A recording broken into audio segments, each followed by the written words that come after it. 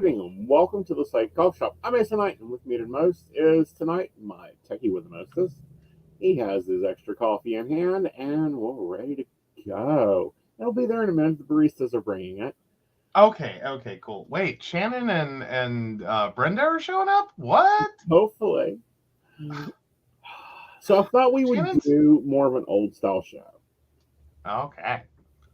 Because there was a lot of new research that was dropped out. Mm-hmm.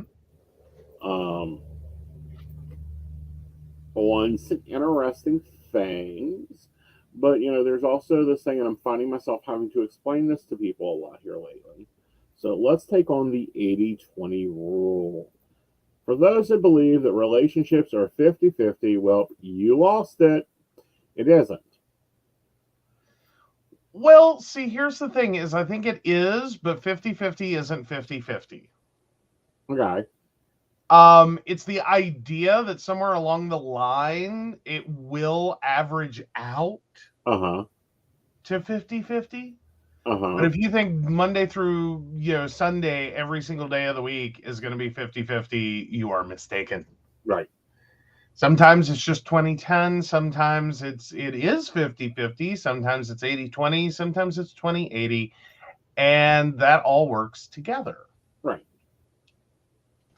And so on average, it's 50. On average, it's 50. Sometimes it's 5. But sometimes in long-term relationships, it gets to the point where you ain't got 50.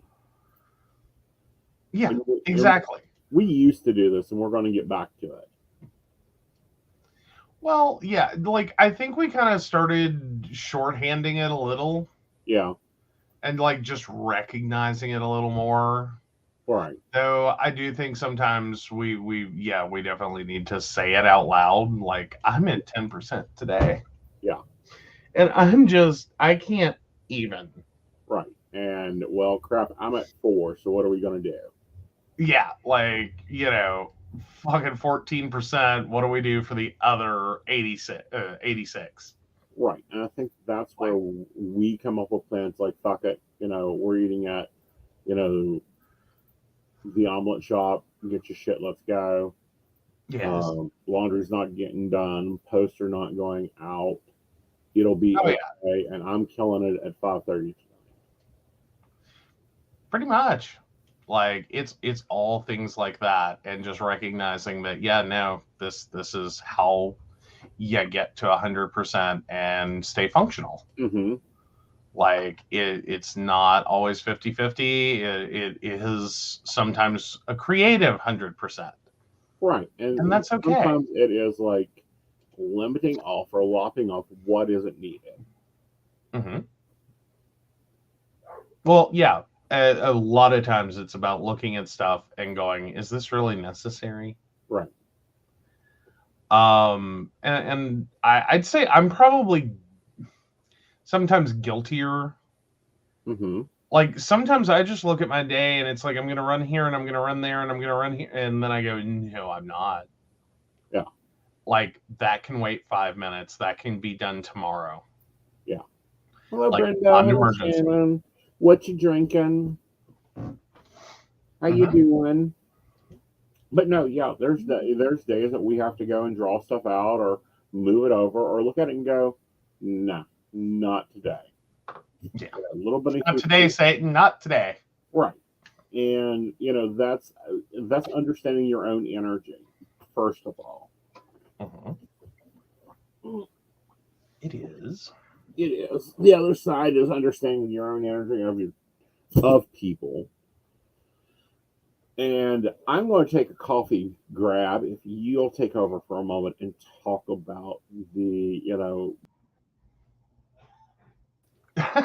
batching idea. The batching idea. Okay, so batching is an interesting one. So effectively it's getting together, sitting down and having a conversation instead of in the moment, in the heat of the moment, in the and sometimes it's not always bad.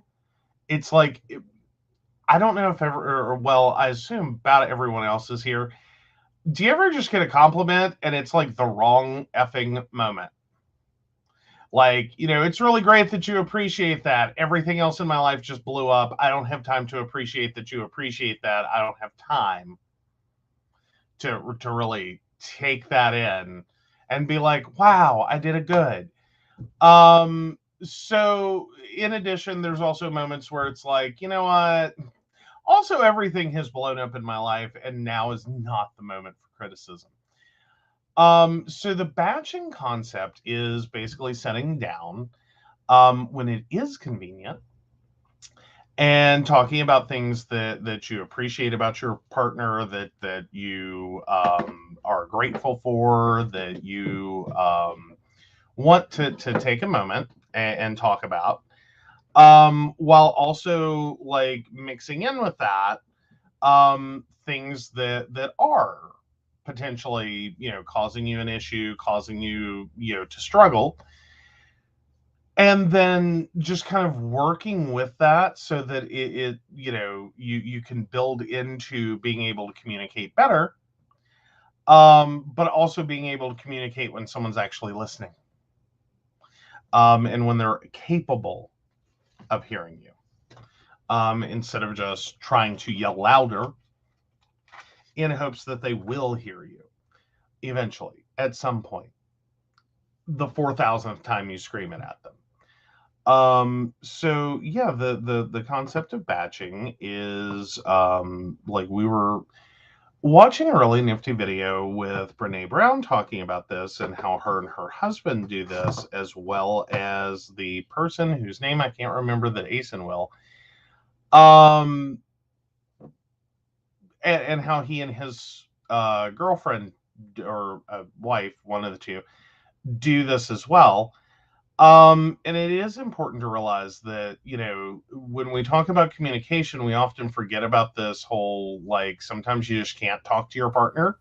All right, back just for a second. Okay. It's still boiling. If you guys are wondering, where I'm using the new mocha pod, okay, He and it's is. taking a little bit of a learning curve to sound and smell, and we'll get to that. Mm-hmm. But give me a second. I have to look him up because I can't. Unfortunately, it's the bald dude. It's That's that how bald dude. it's how I remember him. Everyone knows Mm-hmm. I file people differently Mm-hmm. in my head. Mm-hmm. Hey, fair enough.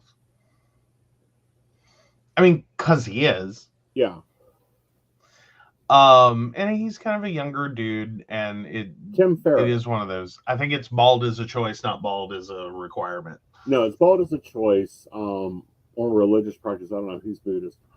Tim Ferriss. Huh? Yeah, Ah, but Tim Tim Ferriss. Ferriss and There you his go. girlfriend do this also, where Mm-hmm. they just take time throughout the week when they both have time and they talk about nothing but the relationship. Because they're Mm-hmm. talking the child, the work, the careers, the what he's doing, what she's doing. It's just about the relationship, and it's 5 things that they're liking, 5 things they want more of, and 1 or 2 things that they'd like less of. Okay. And that enables you to start seeing patterns of behavior within yourself. The idea is it points out that that's when you're ready to listen. You're also noticing patterns of like attachment theory going on there. Mm-hmm. Um, because there is a type, and you've heard Joe talk about this. Ace in show mode or ace in work mode is not ace in at home. No. Typically, no. Yeah. You know, Joe trying to talk to me about something when I'm in show mode, he'd get more responses out of the, well, one, he's going to get the I don't care right now, Joe. Yeah. Um, but the steering wheel would be more responsive. Basically, yes. Yeah. Because it's a different mode, it's a different typing. This pulls you out, both of you, out of those modes to where you can actually deal with things and encourage some behaviors you want to see and discourage other behaviors you don't want to see. Not don't want to see, but that isn't really helping. Well, yeah, and sometimes it's not that it's a bad behavior, it's that, like, it's perfectly fine behavior, but don't abuse it. Yeah. Like, I mean, it sounds wonderful to have a significant other that brings you chocolate every single day. No, it's not. No. Like you like it's cute for a week or two, and then it quickly falls into, okay, no, you're done. Yeah. Well, and here's Like, another one, and this was when we had to work out, is my mornings. My morning hour. It's not really an hour, it's more like 20, 22 minutes. Um, but me needing that time, mm-hmm. then we discussed this last night, then we need to have a meeting. We need to get back to having a daily meeting. Mm-hmm. But that's more on the business side of things. Right.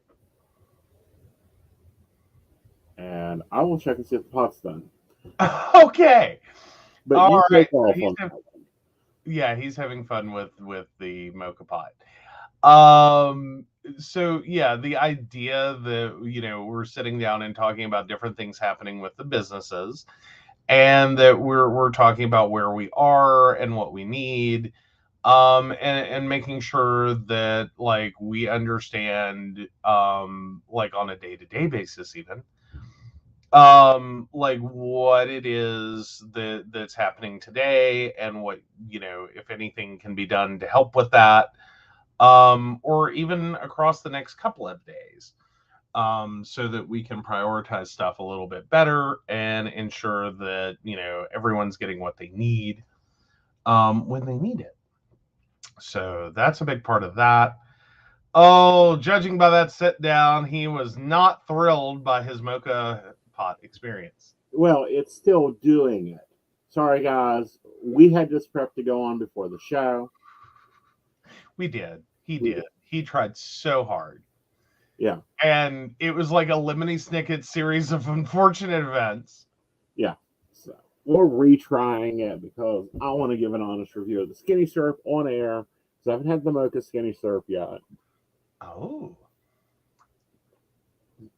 So forgot about that's what that. we're working on. It's just taking a few moments because we're doing it. We got a mocha pot. We had a new one Yeah, on our last Saturday out. we did. We got an Uber size. We got an Uber size. We finally found the one that I thought we needed for his Thai tea. Yeah, that's a whole other story. Well, no, it's a great story to talk about with this. It's because I store Mhm. crap in my brain.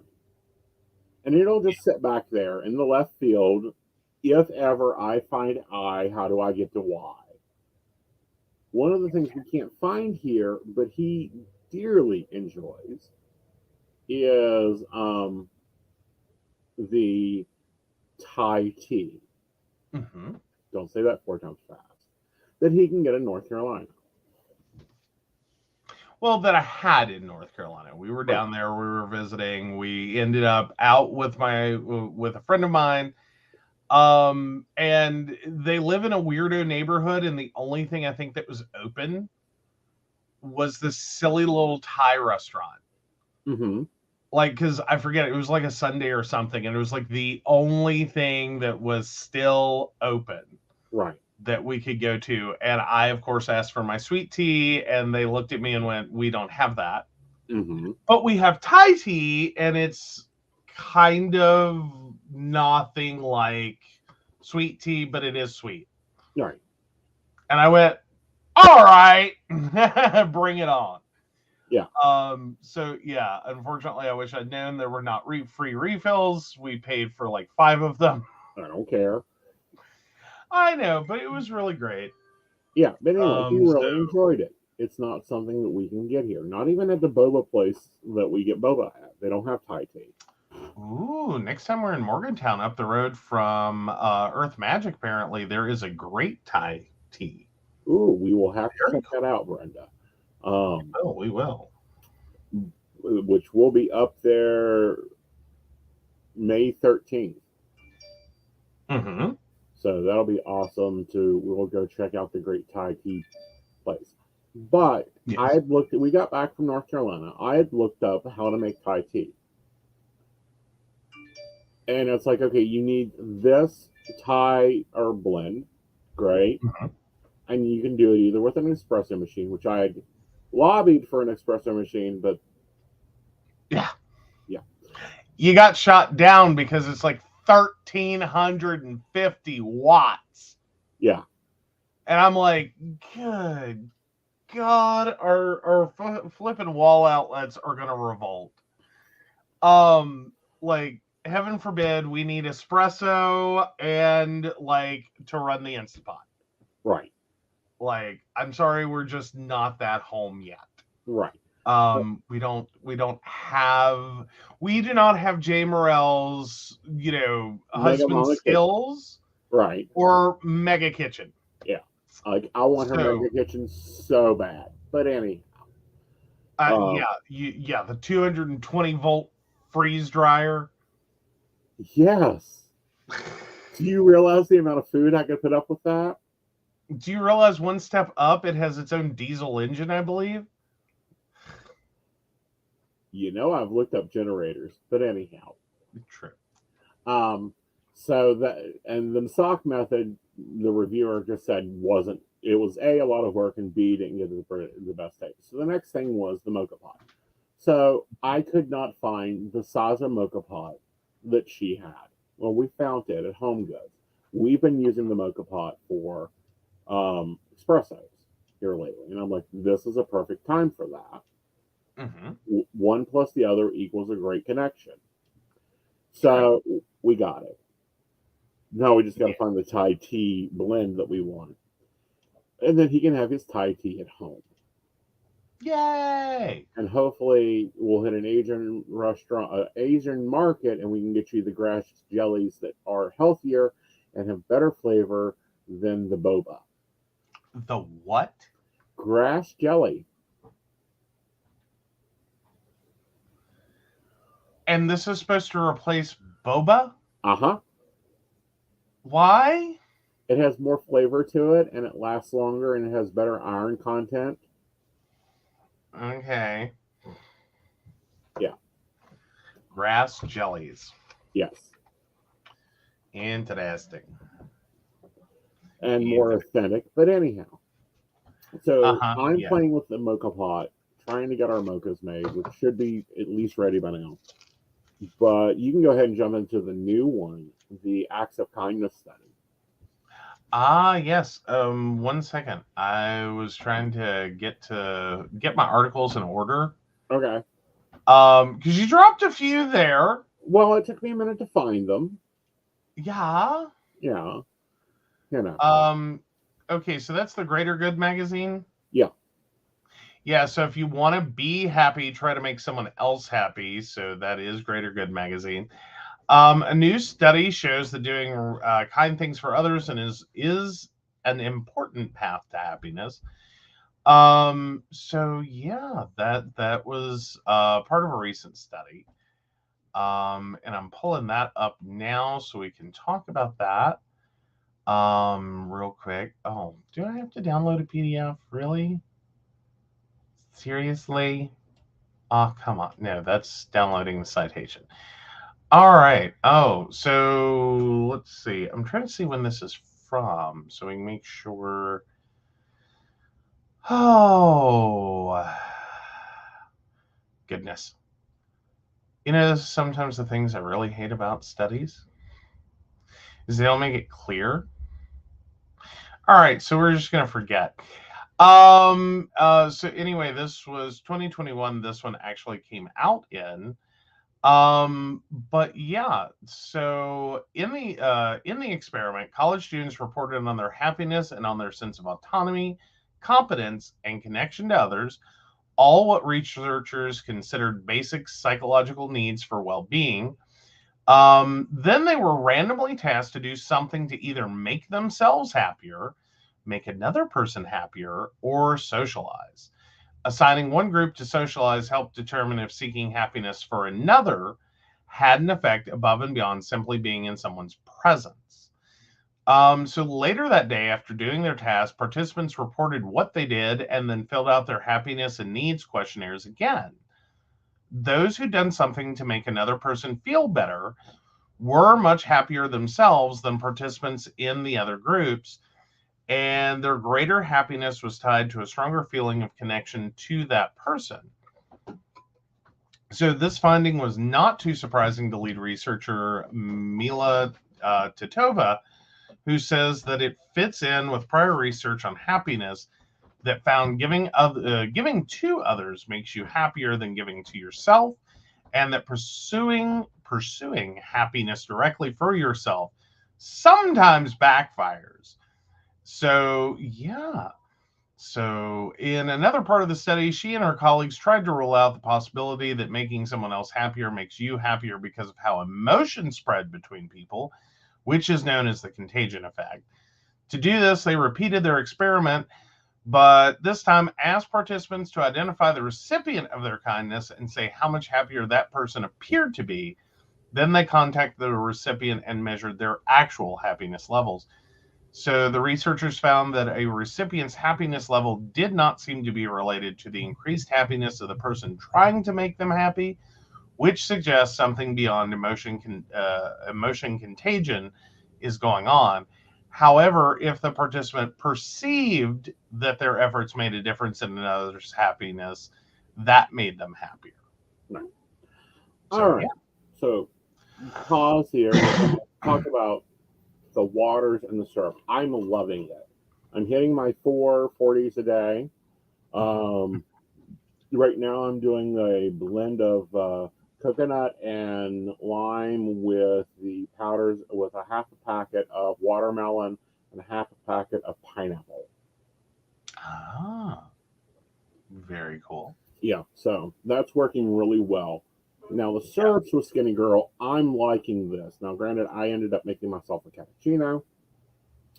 I made you an espresso. How do you like the syrups? I'm actually great with the syrups. I've been kind of loving those. I've been a little weirded out by the fact that the chai ends up taking like a whole extra pump to even be noticeable. Mm-hmm. Than the mocha.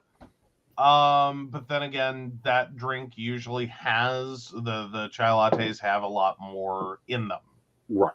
volumetrically. Right. So okay, I kind of get it, but it was like that seems like a lot. Mm-hmm. So But yeah, it no, I've really been loving isn't, them. because like three pumps is a tablespoon. Okay. So yeah, I'm doing a little more than a tablespoon then. Yeah. Now as for the waters, I have done the peach water some. Mm-hmm. I'm liking it, Uh-huh. but it's one of those things I don't really need all the time. Right.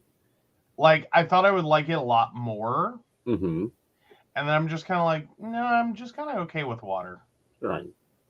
So, Right. And you've not tried the mixtures yet. You've just done the straight peach. oh, but I have. You made me try them. Well, I made you try one. Not that particular one. That I think you're having. I don't think it was that one. Mm-hmm. I'm not loving that. Okay. I get why people would love it. Mm-hmm. I know the particular one you made, it just seemed like Hawaiian Punch. Mm-hmm. And I think first and foremost, not one of my favorite things to begin with would be Hawaiian Punch. Right. But I don't know. It was too much. Right. It was like, no, I just like a hint. Because like when I've been doing my 40-ounce cup of water, Mm-hmm. like I do like one, maybe two shots of the peach. Right. And like that's it. Right. Yeah, so I'm doing a half tablespoon. Right. Well, 2/3 of a tablespoon, I guess. Mm-hmm. 1 to 2/3 of a tablespoon. Yeah. 1 to 2/3. I mean, you're doing very little. Yeah, but it's just enough. It's there. Right. You know, it's not overwhelming. It's not overpowering. It's kind of like the old sparkling waters that like Sam's Club had, or Sam's Choice sparkling waters that they used to have. Because they did a weird switch over, because it used to be this really light flavor. Right. And then they like dumped the flavor packet in. Yeah. And it became more soda-y, more like a fruit juice kind of thing. Right. And yeah, that's when I kind of stopped on those. Like, Right. I even like the grape version of those, because just like a little of grape, Right. the thought that a grape had bathed in my water Hmm. was enough. Right. And I miss the Canadian, I think it was called Canadian Clear, white grape water. I used that when I used to do a lot of outside activities when I was a kid. I would get a lot of those. I think that I'm going to next time order the grape, the white grape flavoring, and see if I can recreate the same thing. Ooh, that would be very awesome. Okay, so that's cool. But anyway, I think that you're reading some backup studies because I sent you like 40 different things at the same time. There was a lot of research released today from Yale, a few other places, and Well, I it, started to pull the study, and then it was like, no, we're not getting to that right now. right, Was kind of how the process went. So I was like, okay, we're just gonna read the article. right, Just gonna um, focus on the article. right. But no, what I found out was random acts of kindness actually, and we need to take on one that occurs a lot. And apparently, it's not the best random act of kindness. It's not a random act of kindness; it's a random act of chaos. Right. Like, that's the thing to realize about it, is it starts out in kindness and an idea of creating a random act of kindness chain. Mm-hmm. That whole pay it forward, you pay for someone else's order, the person behind you. Mm-hmm. I think, Yeah. yeah. So yeah, you just keep doing that. If you pull this stunt at a restaurant, they hate you. Yes. Like, I'm sure they hate the person who started it, Mm-hmm. as well as everyone else who decided to continue it. Right. Because it screws up their whole day. Right. And the whole Um, system. yeah. Well, because effectively you're stuck in this conundrum Mm-hmm. where you have like one order paid for by another person Mm-hmm. than who ordered it, and then it just keeps stacking, Right. and it starts getting really confusing as to who paid for what. Exactly. And Shannon Because addresses this and hits it head on. If I'm paying $5 for a cup of coffee for myself, I'm not paying someone else's $30 order. Right. right. And the baristas don't want you to do that. They're coming out and saying, please don't do that. That ruins everything because the way the orders are, they can't tell who does what orders were paid for, what orders were not.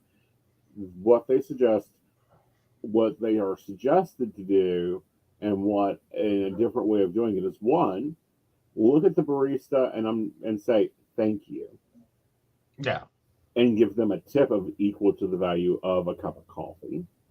Mm-hmm. Or throw an amount of money on grab a card for whatever restaurant you're at, throw an amount of money on it and give it to the server or the barista and say, here, use this whenever you want to use it for someone else.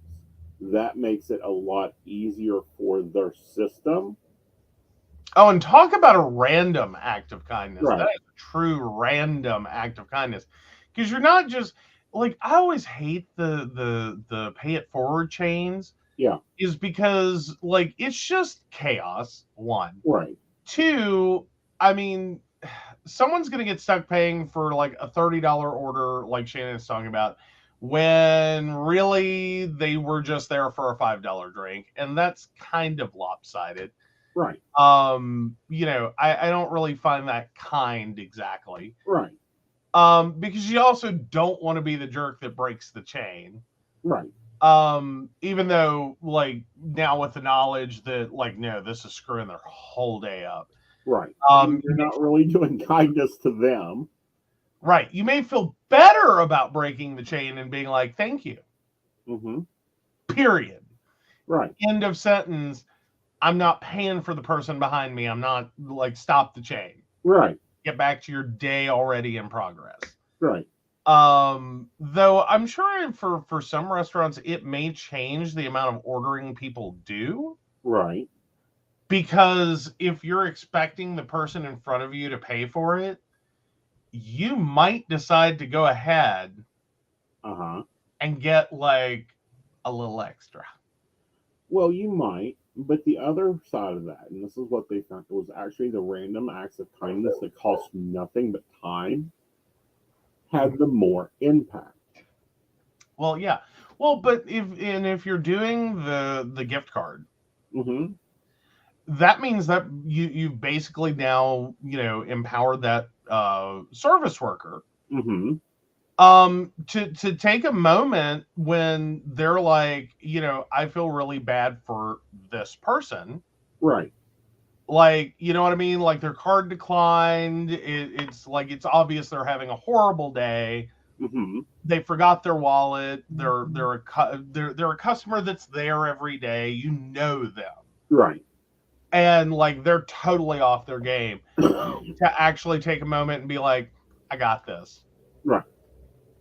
Don't worry about it. Pull yourself together. Mm-hmm. You're going to be okay. Right.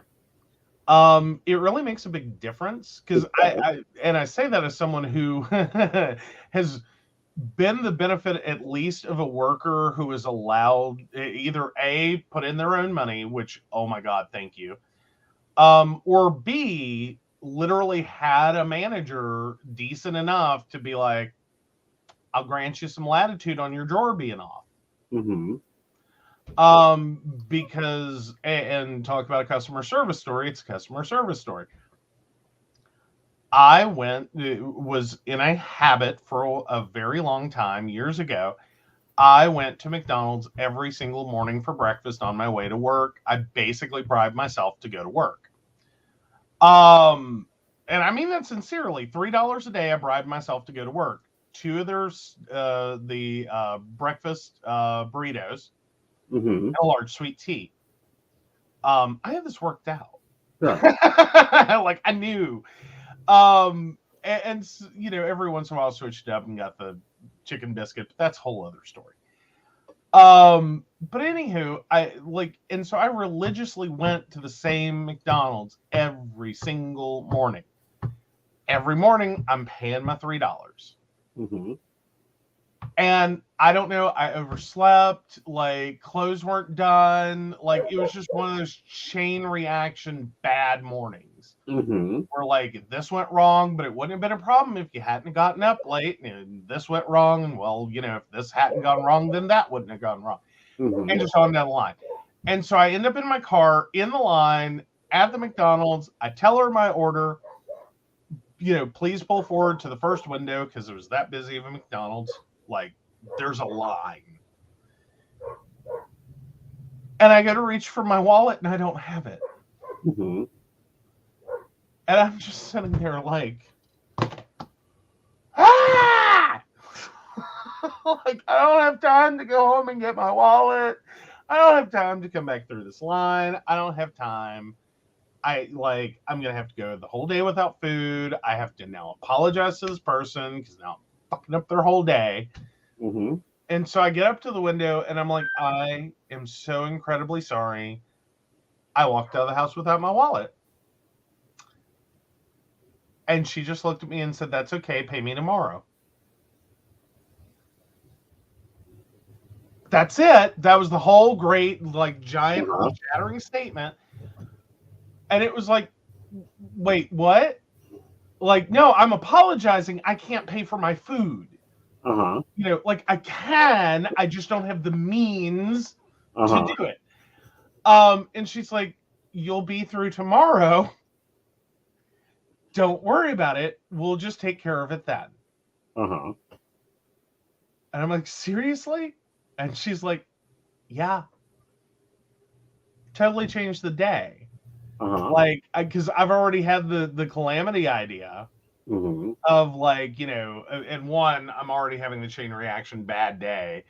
But this is the one point where the chain breaks, and it's like, okay, I can do this. Right. So yeah, and that employee got tipped very well the next morning Uh-huh. because I really appreciated that.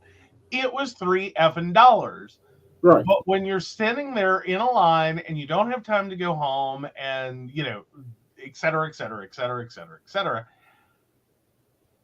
$3 means a lot Mm-hmm. of just like, can someone break the chain reaction here? Because I'm going to go to work hungry. I'm going to end up like snapping at someone. Mm-hmm. I'm not even going to be able to fix it at lunch because I don't have time to go back to the house, get my wallet, or I'm going to be late for work. Right. And then that becomes its own chain reaction. Right, but that one action changed that. Now, what they found, Mhm. what the study has found, is that it's not always money that impacts the change. It's taking that time, saying a person's name when you're checking out, Mhm. smiling at a random person, letting them go ahead of you, whatever. Those smaller acts of kindness actually pays off more on your dopamine level Mhm. than any other behavior that you could be doing to change your dopamine level. Mhm. Mhm. Well, Shannon also points out, I saw someone go, oh, someone paid for my coffee? What's the person behind me's total? $75? Fuck that. Bye. Have a tip. LOL. Exactly. All right, guys, we're going to take a break, and then when we come back, we're going to be talking about a few things that woo woo is now being proven to be scientific. This was some There we fun go. studies to get into. So we'll be right back after our break. Awesome. Hey everybody, Lady Gwendolyn here, and as a certified spiritual life coach and shadow practitioner, I have thrown together everything that I have learned to develop a program that works for healing our shadow self and focusing on how we're going to heal ourselves for the future.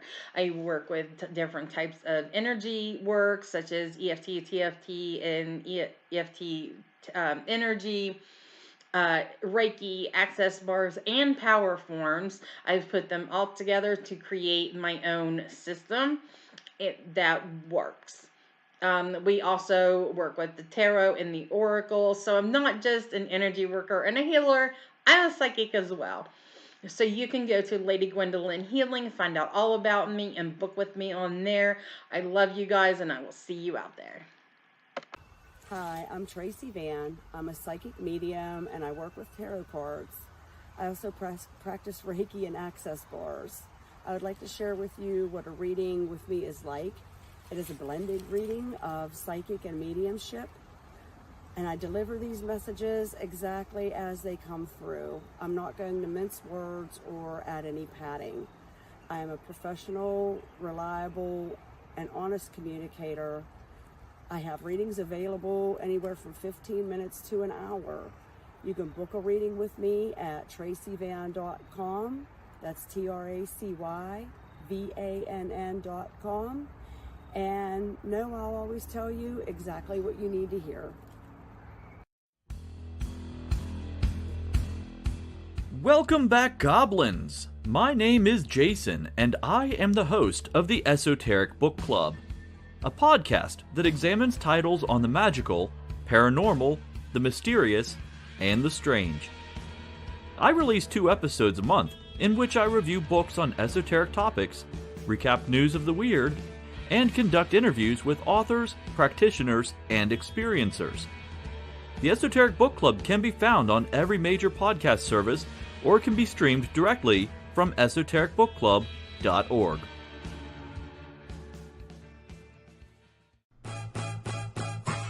Do you have a cute pet? We know you do. Each week, Tracy Van chooses from submitted photos a featured reader for her Facebook page and provides a tarot reading. Your adorable pet cat, dog, rabbit, goat, chicken, snake, or more could be her next featured reader. Visit tracyvann.com, TRACYVANN.com, and click Featured Reader to submit. We look forward to seeing your pet next.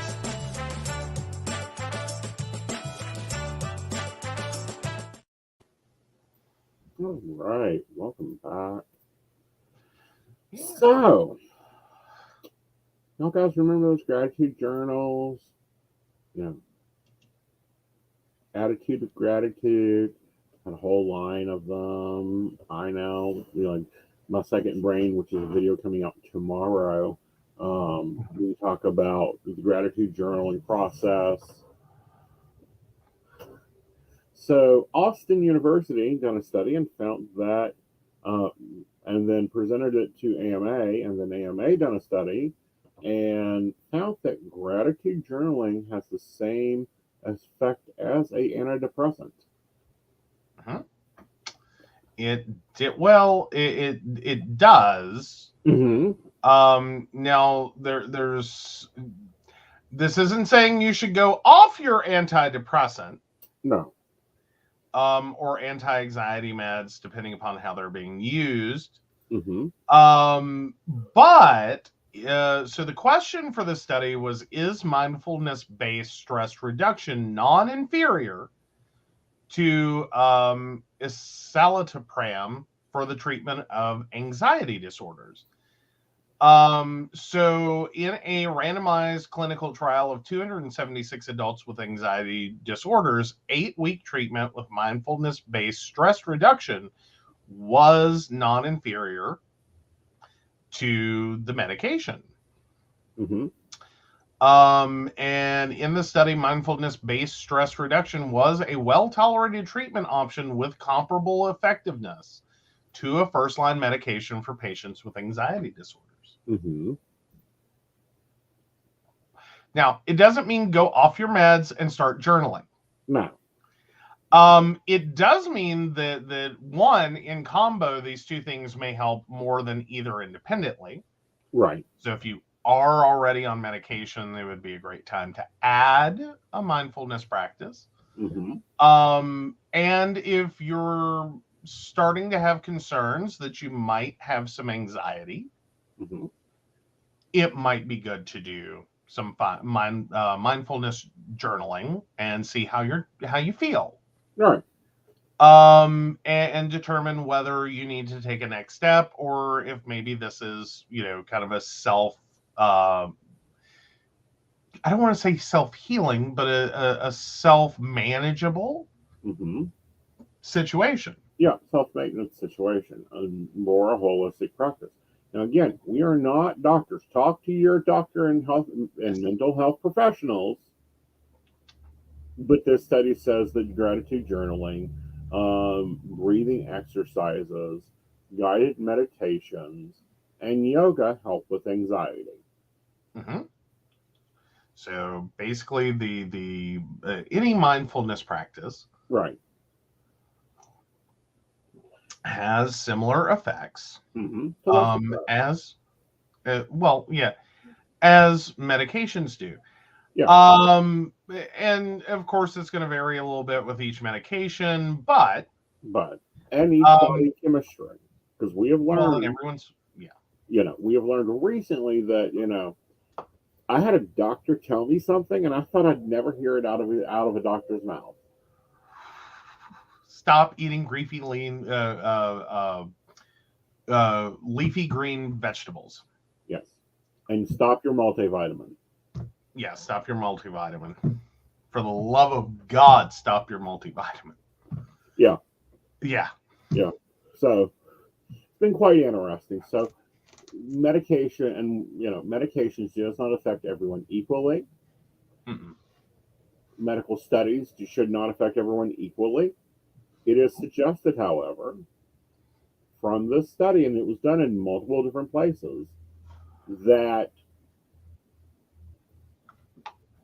it's part of therapy now. Mm-hmm. Mm-hmm. And that there is science back behind gratitude journaling. Mm-hmm.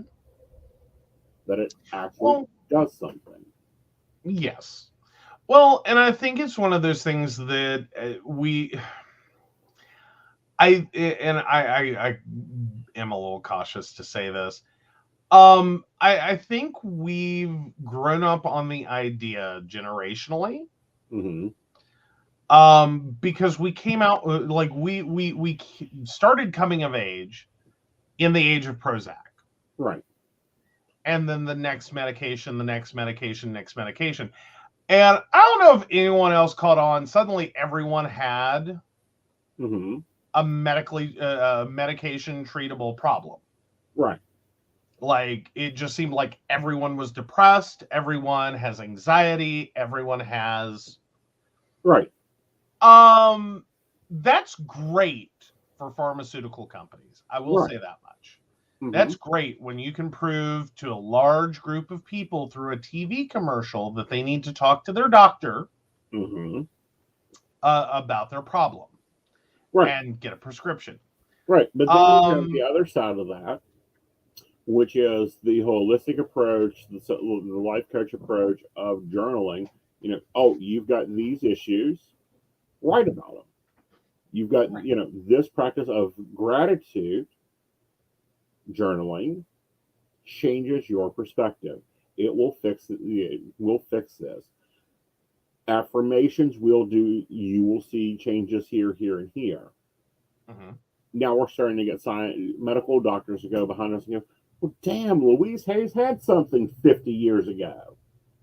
Well, there is that. But I think it also became a bit of a joke at one point. Mm-hmm.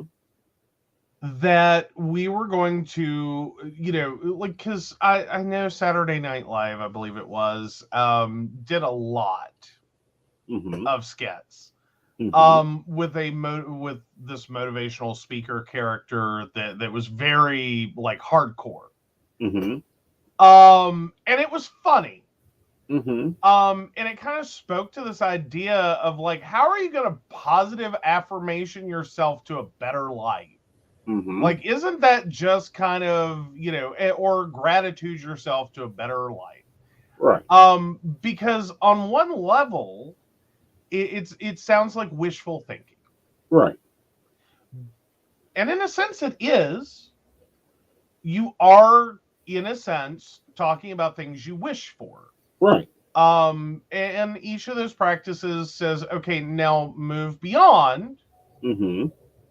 And that's probably the key missing point a lot of people miss, is now move beyond wishful thinking. Mm-hmm. And, okay, break it down, and how do you move there? Right. How do you get there? How do you make that happen? Because a lot of it does end up coming across Mm-hmm. with this, like, oh, you're just going to say these these magic words, Uh-huh. and suddenly everything gets better, and it doesn't work that way. Right. At all. Right. Like, that's not the deal. Right. It starts at, like, saying the words, and that's an actual action that connects with your brain, Mm-hmm. and makes the thing that seemed impossible possible. Right. Okay, now do the work from the place in which you're not starting at, this is impossible, I'm never going to make it, I should give up, everyone's laughing at me, everyone thinks I'm stupid. Now try to work without that in your head.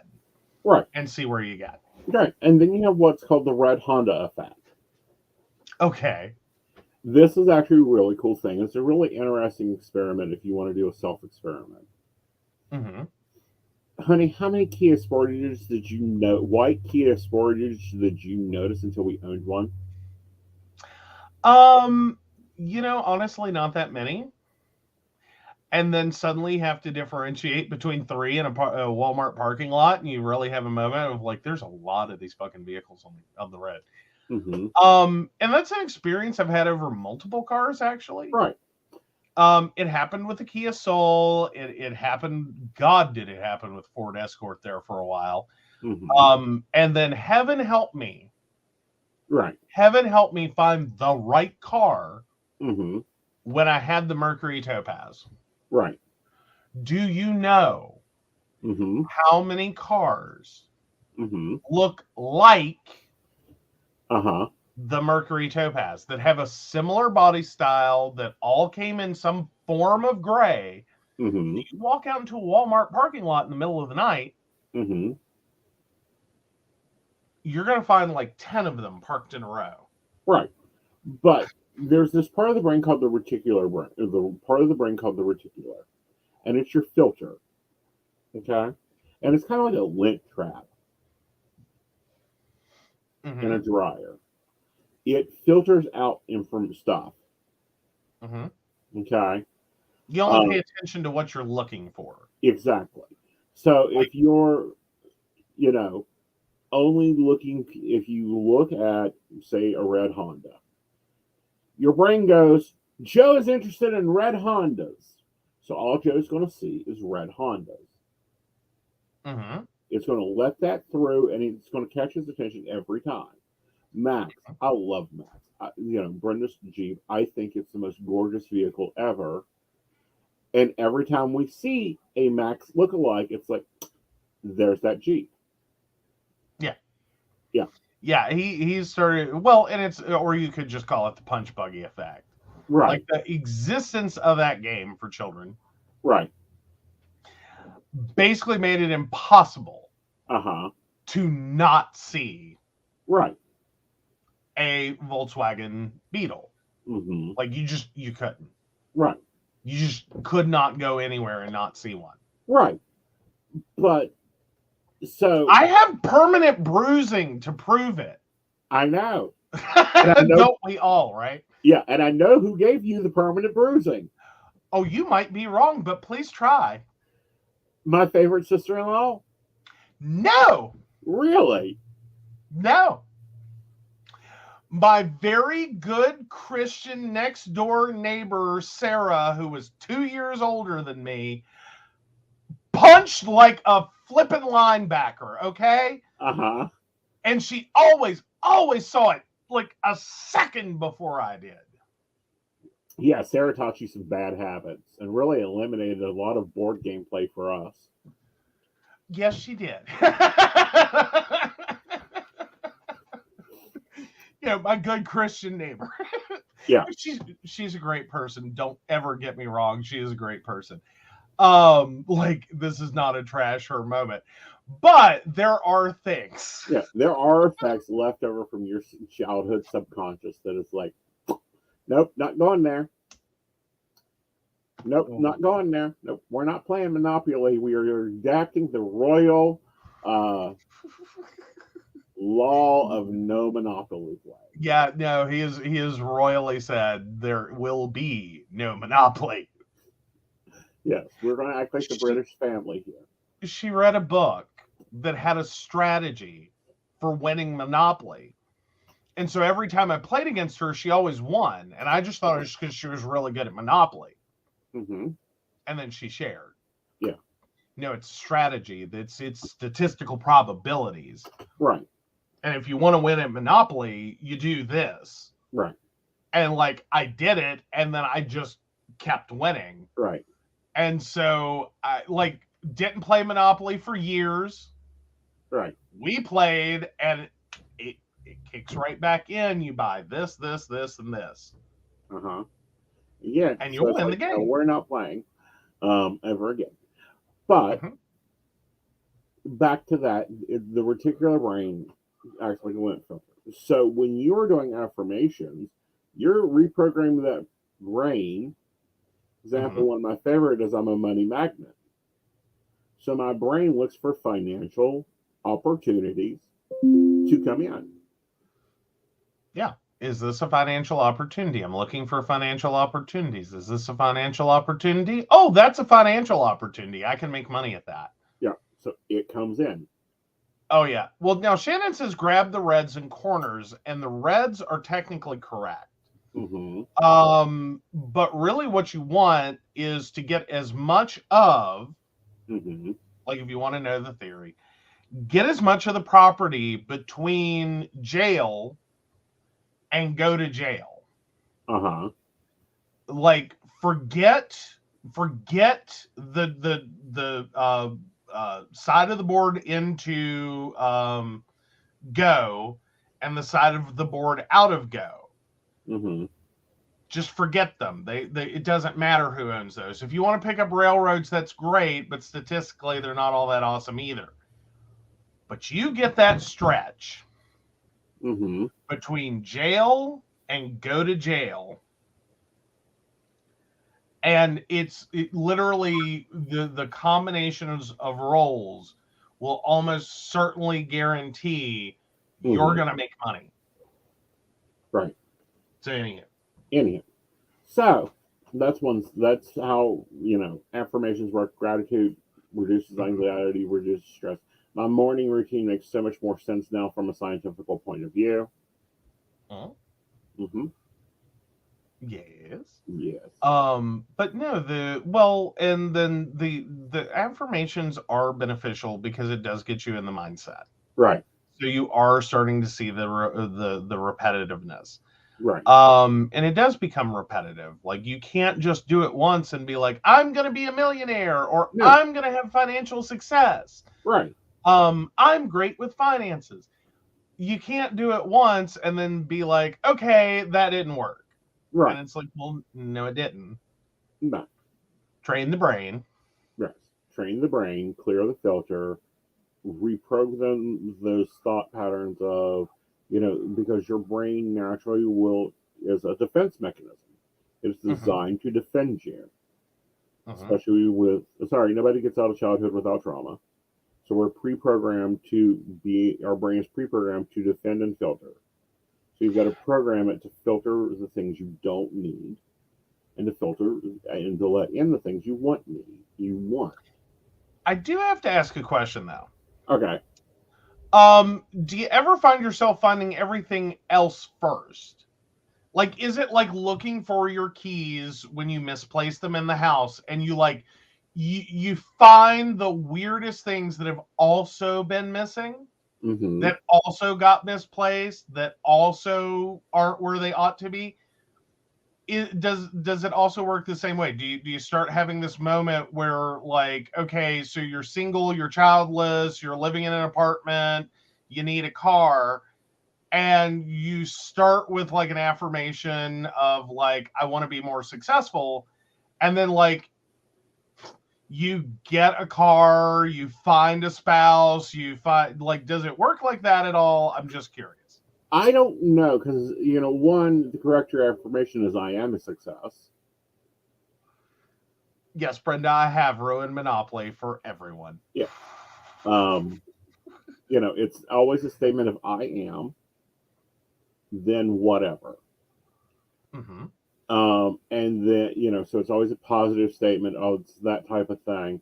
And then for like, tomorrow's video will explain this, but my 5 things.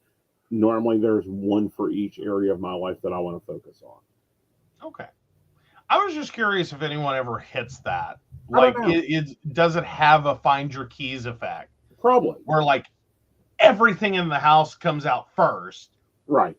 Because literally, if you're looking for your keys, it's almost like you pick up the house and shake it like a sifter.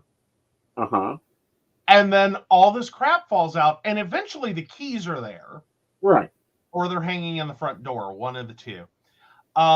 Good places to check the front door and the freezer. But like they're either they sift out or they're in the front door. This is always where the keys are. But I was just curious if it's like everything else falls into place as well, and like you start in a different part of your life than what you really meant to, or you really are focusing on. And then you get there, but it's like everything else falls into place first. Right. Because one could argue that, like, well, how are you going to be financially successful if you can't get a job? How are you going to get a job if you don't have a car? Right. Old school logic. I know there's a bunch of millennials watching going, or not millennials, but Gen Z's watching going, no, that's not how that works. We don't have to drive ever. Yeah. God help alphas. Like if you're watching, you shouldn't be. Because you're too young. Exactly. Unless you're older now. If it's like 2042, then you can watch this. It's okay. Yeah. Have your own. But I don't know. I know that the affirmations I work on, they work a little bit oddly. They work a little bit what? Oddly. Okay. Like, if I'm working on relationships and connectivity, then that'll happen a lot easier than money. Like Mhm. things that are for me, things that are psychological or physical based work faster for me than energy exchanges. Okay, well, and then maybe that is kind of the point, is that with the energy exchange, it's like, well, okay, that's the end goal, Right. and we got to lay a foundation and some bricks Mm-hmm. to get you there. Right. So that could be comparable in what I was kind of talking about. Is it like everything else shakes out first, Right. and then you get there? It's just like, yeah, there's a bunch of layers in between. Right. And then there is the and this comes from Mel Robbins. It's the say you're trying to manifest the ability to run a 5K race. Mhm. Well, standard manifestation says picture yourself crossing the finish line, of the 5K race. I'm so bad at this. I saw myself like shitting myself the minute the starter pistol went off, and then falling and banging my knee and breaking it. I'm so Well, bad at this. but it's like, and that's a trauma response there. But it Okay. works on but what she programs in is about thinking about getting up in the morning. It's still dark, it's cold and rainy, and you've got to go out and run. Think about when you're on mile 2 of this race and your earbuds go up. Mile 5, when you're almost to the finish line but you trip on your shoe.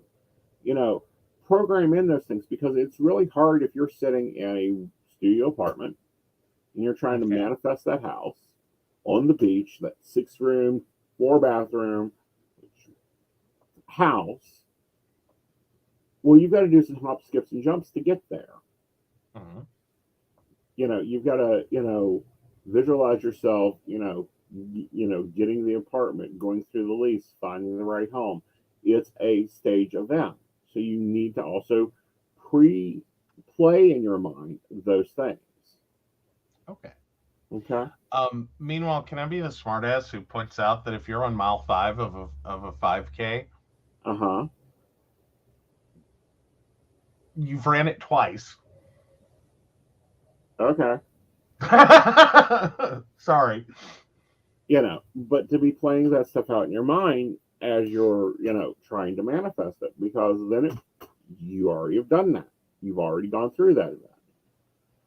Um, this one, I was like, that's fucking witchcraft. I've been teaching that in witchcraft forever. Mhm. And that was the power of scent. Absolutely. You go through that one pretty heavily. I did. Mhm. Because I always tell my students, if they got a big test or something when they're studying for it, one, plan it out because you'll do better. Actually, lay out a plan to study for the test. Don't crowd or cram it in. The other part is to focus on scent. And what they found in studying older patients, Mhm. these are in their 70s, 80s, and on, that a scent could literally bring them back to a memory. So what they Mhm. did was they took like the taste and smell of the food they had for their wedding, and they took a 3D printer and printed like a Listerine thing. Yeah. Which is a weird thing to think of. Like, this is food grade printing. This is not like polymer Right, plastic. right, Just FYI, in case right. anyone else had the same moment of, what do you mean they've 3D printed food? Hmm. It's a thing you can do. Yeah. And when they gave it to the patient, the brain fired off the same vivid memory Mhm. of when they had their wedding, or when they graduated college, or when this event occurred, or when that event occurred, so vividly that they could actually fully remember it. Now, my recommendation, and it's an old witchcraft recommendation, is if you want to remember something, study with rosemary. And then when you go to take the test, take the rosemary oil, put it on your hands, and you'll remember everything that you have. This just concretes that science. Science Mhm. just got up to almost 300 years of witchcraft. Pretty much. Well, moreover, it just demonstrated it. It Right. took it and went, is this real? Right. Is that a thing? Like, are all these, like, essential oil people just cuckoo for Cocoa Puffs? Right. Or are they doing a thing? Right. Yeah, so both scent memory and taste memory, which was the bigger part of this study, because we like scent memory has been somewhat recognized before Mhm. this. Right. Taste memory, Uh-huh. the taste to memory connection, that's been a lot less noticed, or a Right. lot less attention has been paid to it, is what I'm trying to say. Mm-hmm. So one, seeing that in and of itself is really awesome. But two, realizing that some of these things, yeah, taste is great, but you can also do them with just scent, like you're Right. saying with the rosemary. Right. You don't have to eat anything with rosemary. You just attach scents. Mm-hmm. And I think there was even like in some of the stuff that we've watched that has been generated out of this, brought up a story about someone who was planning a wedding and asked someone else about theirs, what they would recommend. And part of it was having the ability to create a signature scent, Mm-hmm. to attach to that moment, so you could literally just smell that and be there, Right. See, now, because it's a one-to-one. right. Now, what I'd like to see come out of this is I'd like them to take the study a step farther Mm-hmm. and take patients that are of early Alzheimer's, Mm-hmm. find out the sense, and see if it causes the same recurrent memories. Yes. I can go ahead and tell you yes. Okay. There were studies done with this all the way back, I think, into the early 90s, that informed Alzheimer's care. And so if your loved one ended up in a really good, Alzheimer's unit, Mm-hmm. there was a lot done with different with different senses Uh-huh. to help them connect to memory, Uh-huh. including like music therapy and touch therapy, like to reintegrate some portions of the brain Mm-hmm. that can often get lost in an institutional setting, especially, Mm-hmm. but built on the idea that a lot of people do retain memory Mm-hmm. even though they have an advanced dementia. Mm-hmm. It's just, it takes more sometimes to activate it.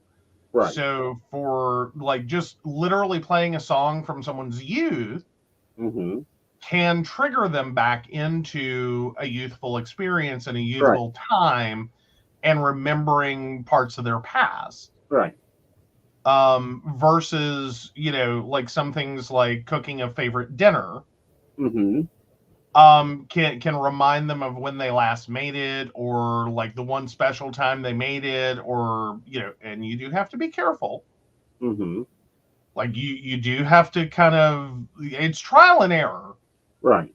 because the way our brains attach, especially like strong senses, Uh-huh. to, for instance, traumatic memory. Right. Which, there was that one study that was talked about, and I'll go ahead and, well, there's one case, and it's actually documented in a book where this therapist was treating this child that had been through a lot of trauma, a lot of Mm-hmm. physical abuse. And all of a sudden, he started having he's normally a really good student. He began having problems in a math class. Mm-hmm. Terrible problems, acting up, being belligerent, just out of his range. And the therapist took time to lean in. Mm-hmm. And it came to light that the teacher had recently changed colognes. Mm-hmm. And it happened that the same cologne brought back the trauma responses. Yeah. Well, because it was heavily attached to that event. Like it Right. was, I don't know if the perpetrator of the event was just happened to be wearing it, or if it was like they were happened to be wearing a lot of it. Right. Like, or God forbid, this poor math teacher, we do underpay our teachers. was wearing like Axe body spray, because no amount of it is an appropriate amount. Right. Like Axe body spray, like is enough to fumigate a country. Right. Well, So, with that, however, you're banned from CK1. what now? You're banned from the scent CK1. Oh, good Lord. I can't remember the last time I wore that. It's okay. You're not wearing it ever again. Not if you That's want to fine. comfortably. No, I was seriously trying to think back. Once upon a time, I did have that in like the cabinet. And like, no.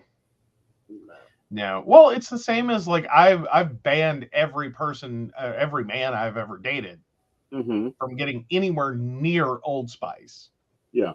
Like, I'm sorry, nope, we will break up. Right. Like, you cannot wear my father's cologne and have a successful relationship with me. It will not work. No. And there's a couple of others as well. Right. Like, God forbid you can drink beer. But you better not be drinking my father's beer. No, I'm not like, drinking I see beer. the Miller Lite and it's over. Yeah. Because there is no version, like I like my childhood smells like Old Spice and Miller Lite smattered with Pall Mall cigarettes. Well, like, that's my childhood right there. No, we don't do that. No. CK1, what is that other one? Black Velvet, or no, it's Old Country. Yeah, Old Country by Avon. Okay. Both of those are I don't think we have any concerns there. I think we have totally different scent profiles to start with. Right. Like CK1 being the only overlap, but I mean, my God, there was a point in time who didn't own that. I don't know. It used to be someone's signature scent. But it, however, made a very big impression. And this is the idea. Guys develop, especially if you have young children with sensory problems, you need a signature scent. Like, wear the same cologne if you have a child with, like, not Down's, autism. Wear the same cologne, because then they'll register that deeper in their brain. Well, and it also becomes very important with people who have like visual deficits. Right. Is sometimes a lot of, like, again, heightening of senses when you lose one. They become like people who are who have visual deficits become very sensitive to like colognes and perfumes. One, in the effect of too much really is too much.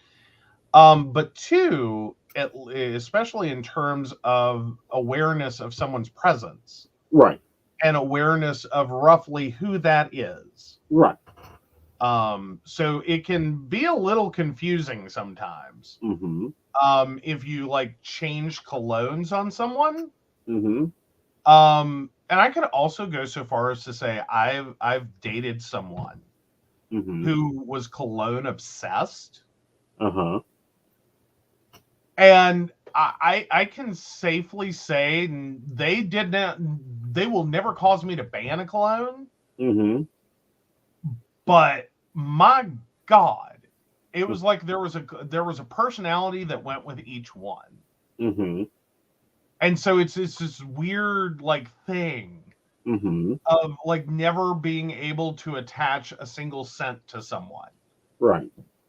And it's very awkward. It is. So the other one with about 1 to 4 seconds by hearing bird sounds. Bird chirps. Bird chirps. The chirping of a bird. Yep. Has an 8-hour positive effect. Right. Like, literally listen to a bird chirp, listen to a recording of a bird chirp. Yeah. You will have a positive mental status or an improved mental status for like 8 hours. What? Yeah. What? And it can be on YouTube. Yeah.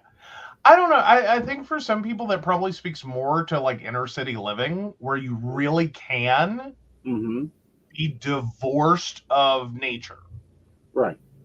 That you, or if, especially if you are in like a developing area, Mm-hmm. like that has disturbed wildlife and frightened them off, and so you're waking up every morning and you're just getting in this really sullen mood, and you think it's just because of all the construction.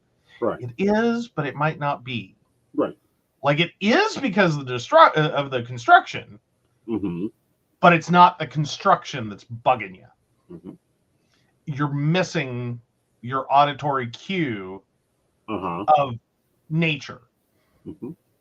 Go So figure. what of the study, because there's a few more, but what of these studies hit you the weirdest or the aha moment one? I so far, Uh-huh. or can I go on to one of the You can other go ones? on to the other one. Yeah, all of them.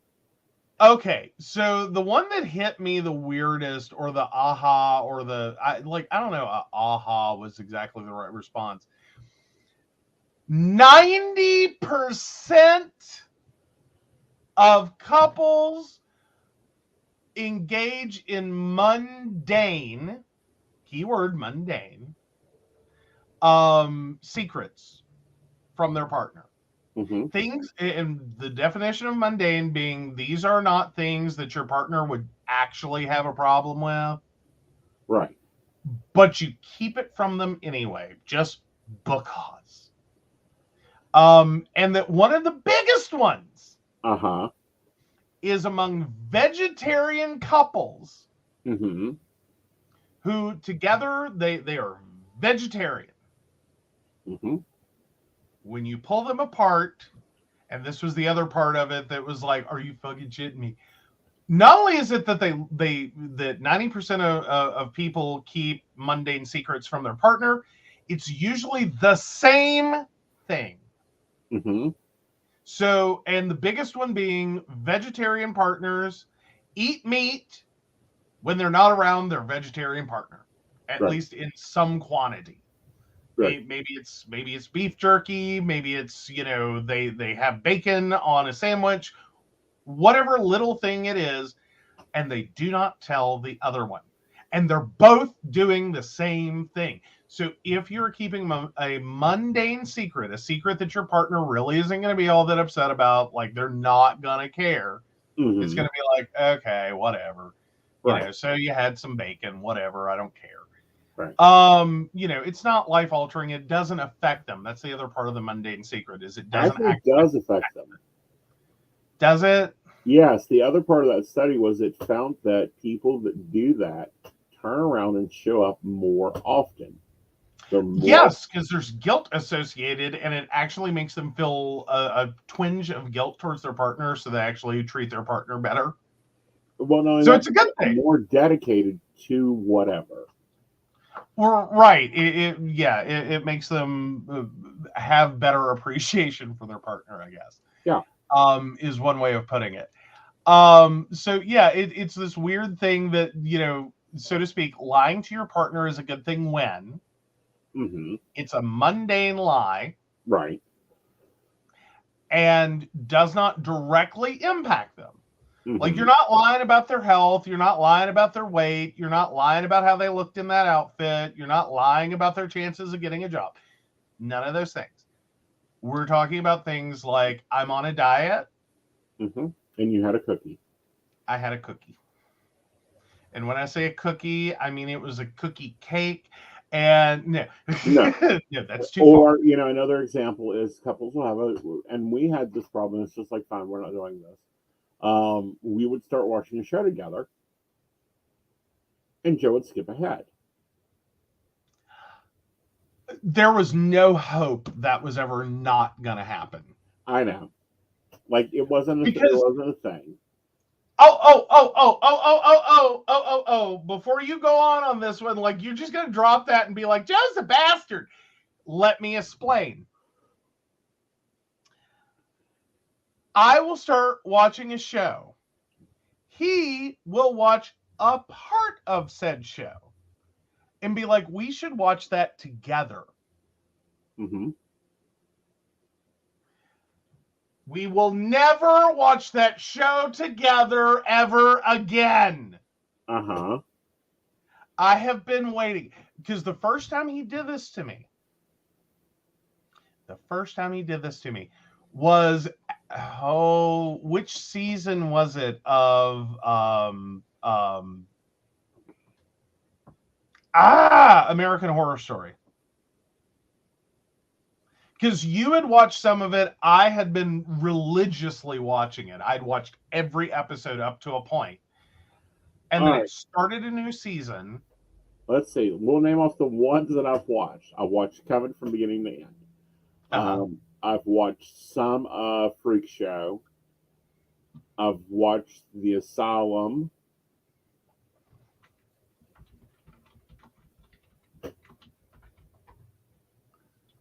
I'm just going and looking now. Hotel is the one we were watching, and you jumped ahead, and I was like, okay, I'm done with it. No, you wanted to watch it together, and I kept trying to make that happen, and then I realized it never was going to happen. Uh-huh. And so then I just went ahead and watched it. I was like, I'm done. Yeah. Like, I've waited. I was patient. I was like, okay. But there comes a point. Right. Okay, so, yeah. So, yeah, I watched, what are the ages? Okay. So, Murder House, watched it. Asylum. Watched it. Actually missed Coven. How dare you? Like, I only caught parts of it. Freak Show, totally watched. Hotel, totally watched. Roanoke, totally watched. Cult, I think, was the one I didn't get to. Yeah, we haven't watched Cult yet. And then I don't think I've seen anything past I did watch Apocalypse. I know I watched that. Maybe I watched Cult. What? Someone trigger me. What was Cult? I know I haven't seen 84 double feature or NYC. Right. Like, I can tell you for certain. But I feel like I watched or tried to watch Apocalypse. What was Cult? Hold on, I gotta scroll down now because I've totally forgotten. Set in 2016 and 17, the fictional town of Brookfield Heights, Michigan, is left divided in the wake of Donald Trump's election as president. Oh. Okay, that one I didn't watch just because I was done really quickly. I think I made like 2 episodes into Cult and went, no. Right. That was too topical.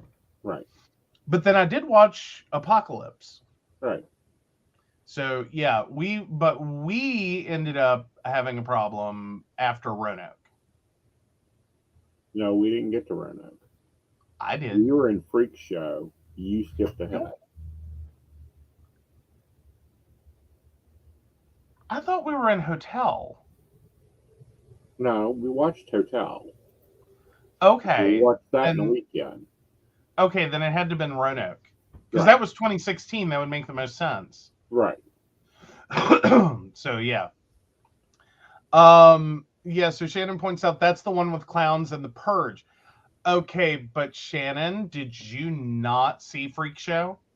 You just basically described that. Mm-hmm. Like, you're not wrong. She's not wrong. Right. I remember now that Cult was that, but also so was Freak Show. Anywho. Yeah. So, with that, that's just not a place where we agree at. So we moved on from that. Yeah, well, but it was one of those things like that Yeah. was, yeah. Yeah. And I felt bad, but okay, but guys, and I think the one that actually ticked you off the most was Lucifer. Right.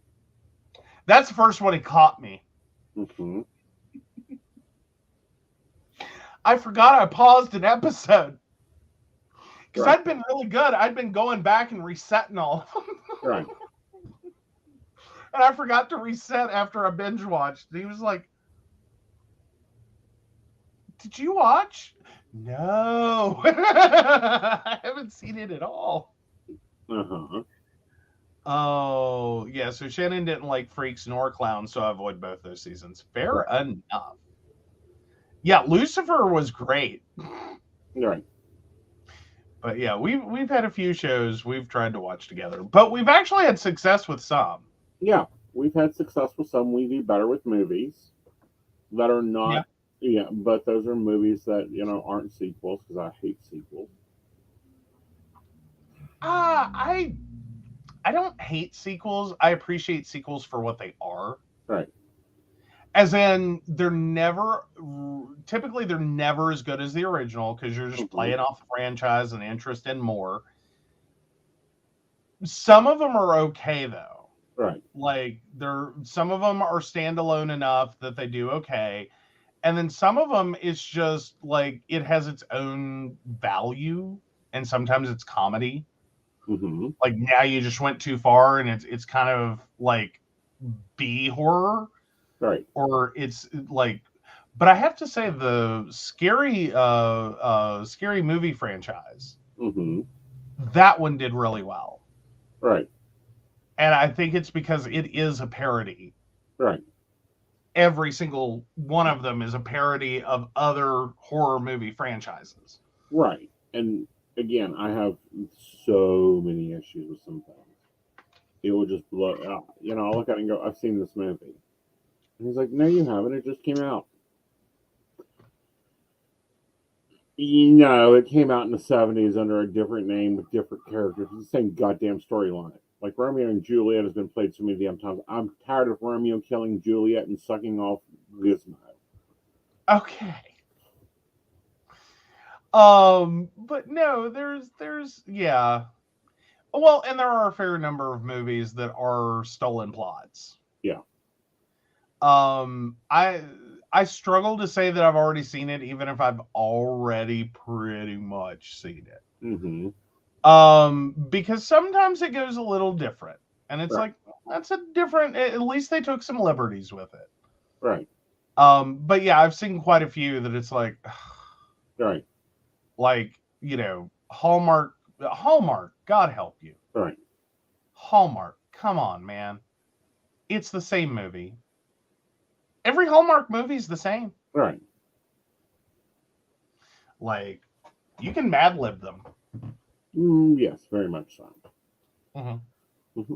But anyway, out of all of the studies, because I threw a bunch of them at you because there was like a large release today of studies. What was the most like, what the fuck? How is that real for you? Hold on.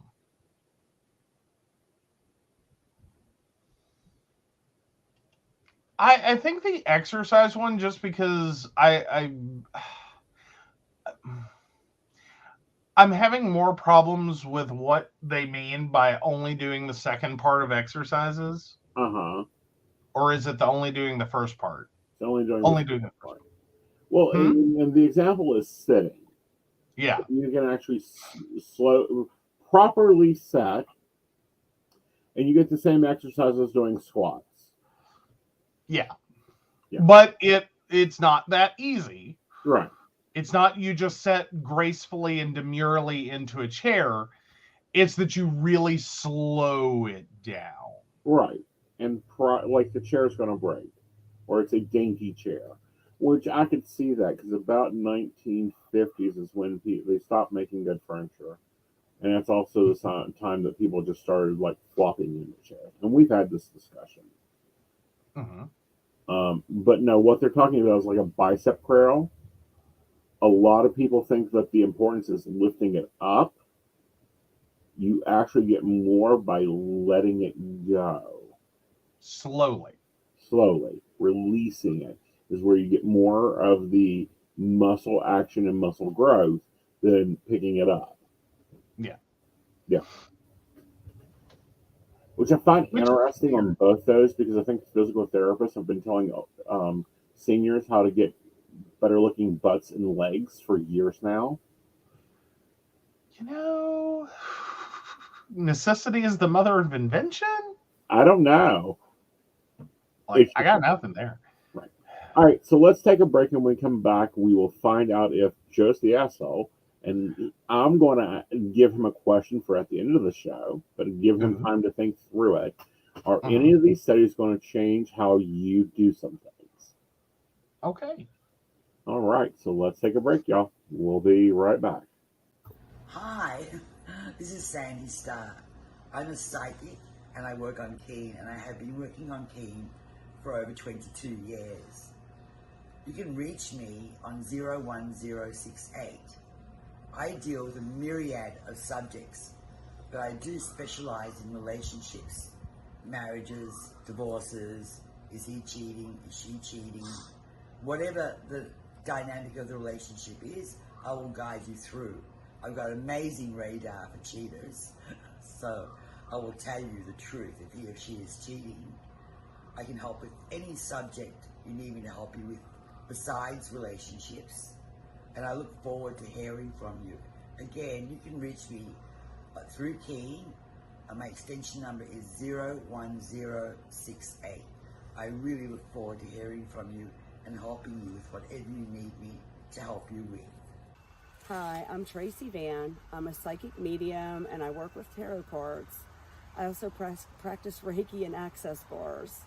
I would like to share with you what a reading with me is like.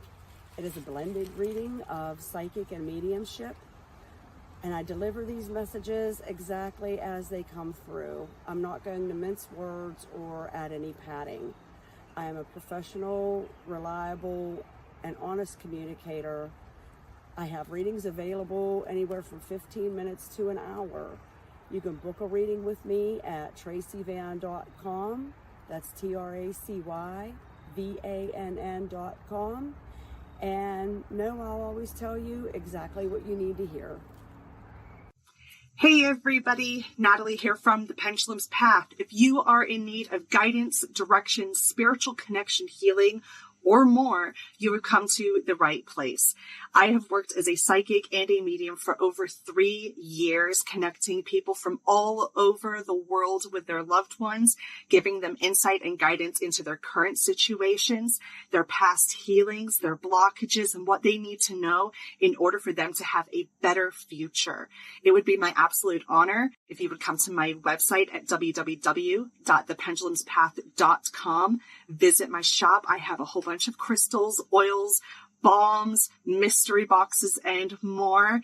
And visit my services. I offer 15-minute, 30-minute, and 60-minute sessions. I also have email readings available if you're not comfortable with the one-on-one session with me, or if you just want to try me out. I encourage you to come visit me at the Pendulum's Path, and let's get you back on the right track today. Hey everybody, Lady Gwendolyn here from Rowan Temple of Light, and I'm here to tell you about our events this summer. First up is Beltane in the Hills, May 13th, and that is from 1 to 6. We have entertainment, we have a bunch of vendors, we have a fairy photo shoot. It's going to be exciting. You having any questions, reach out to Earth Magic or to myself. After that, we have Central West Virginia Pagan Pride, August 19th. That's at Holly Gray Park from 11 to 5 for the day. And we will have Sarah Masters coming down from Pittsburgh to be our keynote speaker. We have some great classes for that. So if you want to get involved, reach out to Rowan Temple of Light at Gmail, or just follow us along on Facebook at Rowan Temple of Light, and we look forward to seeing you out in the community. See you there. All right. Welcome back. Okay. All right. So, are you an asshole? Plead your case. Am I the asshole for liquidating my daughter's college fund to keep our dream house? I, 50 female, lost my husband 4 years ago. I also have a 16-year-old daughter. My late husband left me everything and told me to trust his lawyer. My husband had worked for 20 years as a doctor and did some minor investing, so I inherited over 7 figures. A year later, I decided to list our home of 12 years and received an offer too good to refuse. With the inheritance, as well as the influx of cash from selling the house, I decided to move my daughter and I to Malibu because we always dreamed of a home next to the beach, but my husband was exceptionally tight-fisted and called homes there money pits. We found a beautiful home by the sea. I never personally handled anything regarding buying a home before, so I did not anticipate all the extra costs beyond the sticker price. But my daughter was so excited, I decided to go for it. My late husband's lawyer was furious at my decision, so I decided to stop taking his calls. I ended up signing with a money manager who said that we'd be passively earning 90% of what surgeons earned per year. But the money manager ended up tanking a lot of our investments. I took the dwindling money out and made my own investments, which made it worse. And long story short, because of all of that, I have only around $35,000 available to me now. Not to mention our debts. With the amount available to me, I'm looking at only being able to pay 1 month of a mortgage upkeep, and then I'm basically out of luck until my business gets clients. However, the place where we do have a significant amount of money is the fund my husband started for our daughter. With the money there, I could prevent our credit cards from being shut down and not have to worry about the mortgage for many more months. So I ended up liquidating my daughter's college fund. I told her about it today and she was furious and said she cannot believe all her dad's work is gone. She also said she won't be supporting me for retirement. Am I the asshole for trying to fix my mistakes and trying to keep our house? No.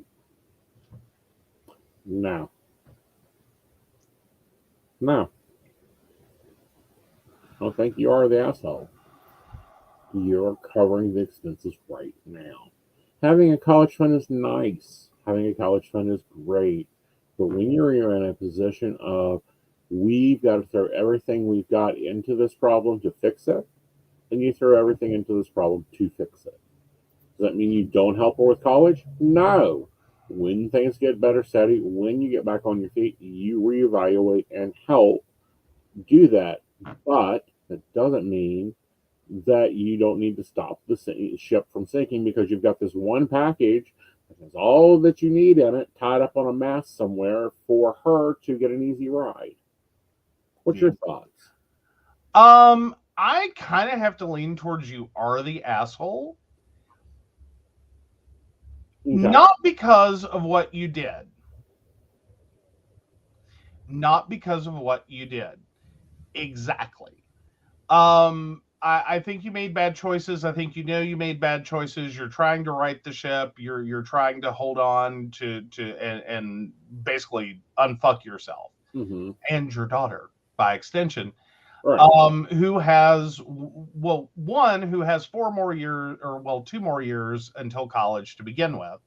If they take a traditional 18-year-old goes to college track.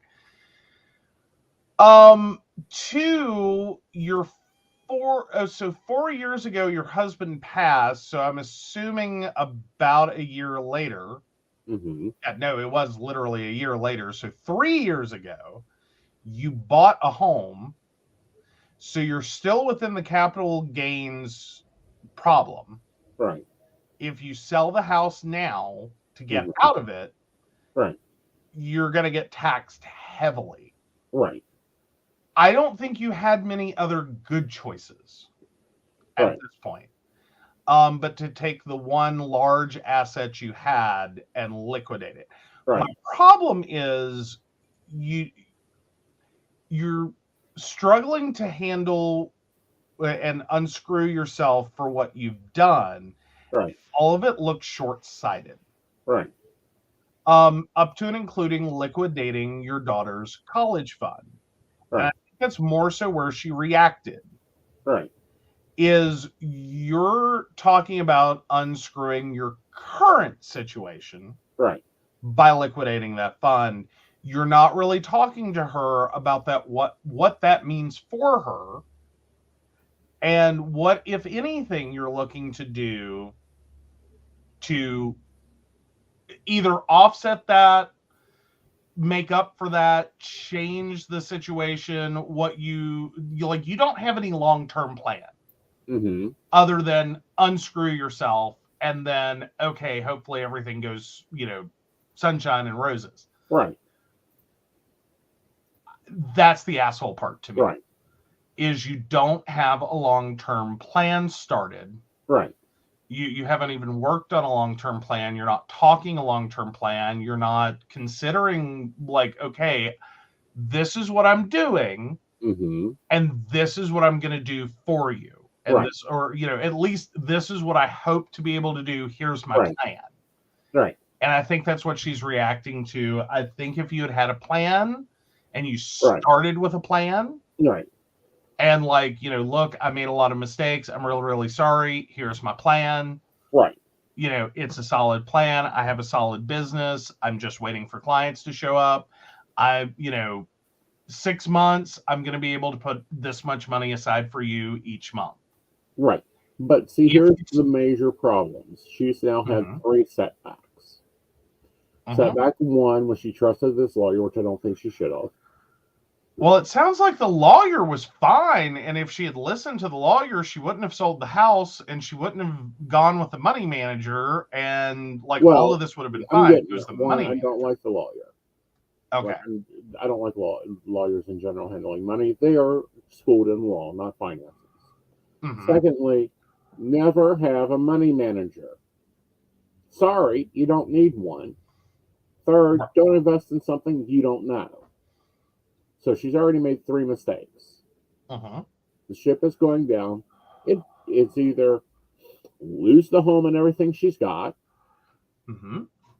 or at least save the home and give her a house to live in for 2 years and to get her shit together, and then rebuild. Right. Which I think is probably the better. And I'm not saying it's a wrong choice. I'm not saying, oh, it's your daughter's college fund. You can never touch it for any reason. Right. This is a reason. Right. Because your daughter's ability to live, eat, and have shelter today, is a lot more important than her future college need. Right. I totally agree with where you're pulling the money from and why you're pulling it. Right. Now she needs what I call a kick-ass plan. Yeah, she needs a kick-ass plan. How to rebuild it. Yeah, and that's what I'm afraid she doesn't have. Right. Because right now she's just looking at okay, this is going to let me pay the mortgage. This is going to keep the credit cards from getting shut down. This is going to, bring the boat back above water. Right.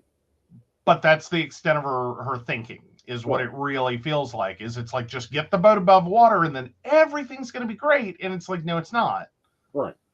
Like, you have to maintenance and upkeep this, or the boat's going right back down. Right. But okay. And we've been through those. We've been through this a couple of times with business. And it's like, okay, let's get back together. Let's regroup. What do we got to do? Where do we got to go with this? How do we prevent this from happening? And one of the key things is you get in there, you make a plan, you stick to the plan. You ride the plan out. And the plan is never stocks. The plan is never investments. The plan is never listening to someone else. The plan is riding your hard buckle and shoestringing it and having joint discussions with now the daughter who's an investor in your business. Yep. You are writing her future on this, so she definitely has a place at this table. And I would say that's also part of the asshole situation. Is I know she's 16, right? And that's an awkward age, right? Especially when you're talking about serious discussions about money, right? For a lot of parents, right? To involve their child in making the decision, so it's their decision, because it is her money in a sense.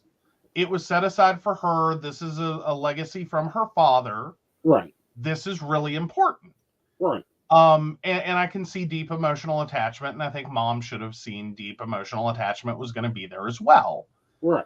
And so you really needed your daughter to understand that, okay, things are really bad. Right.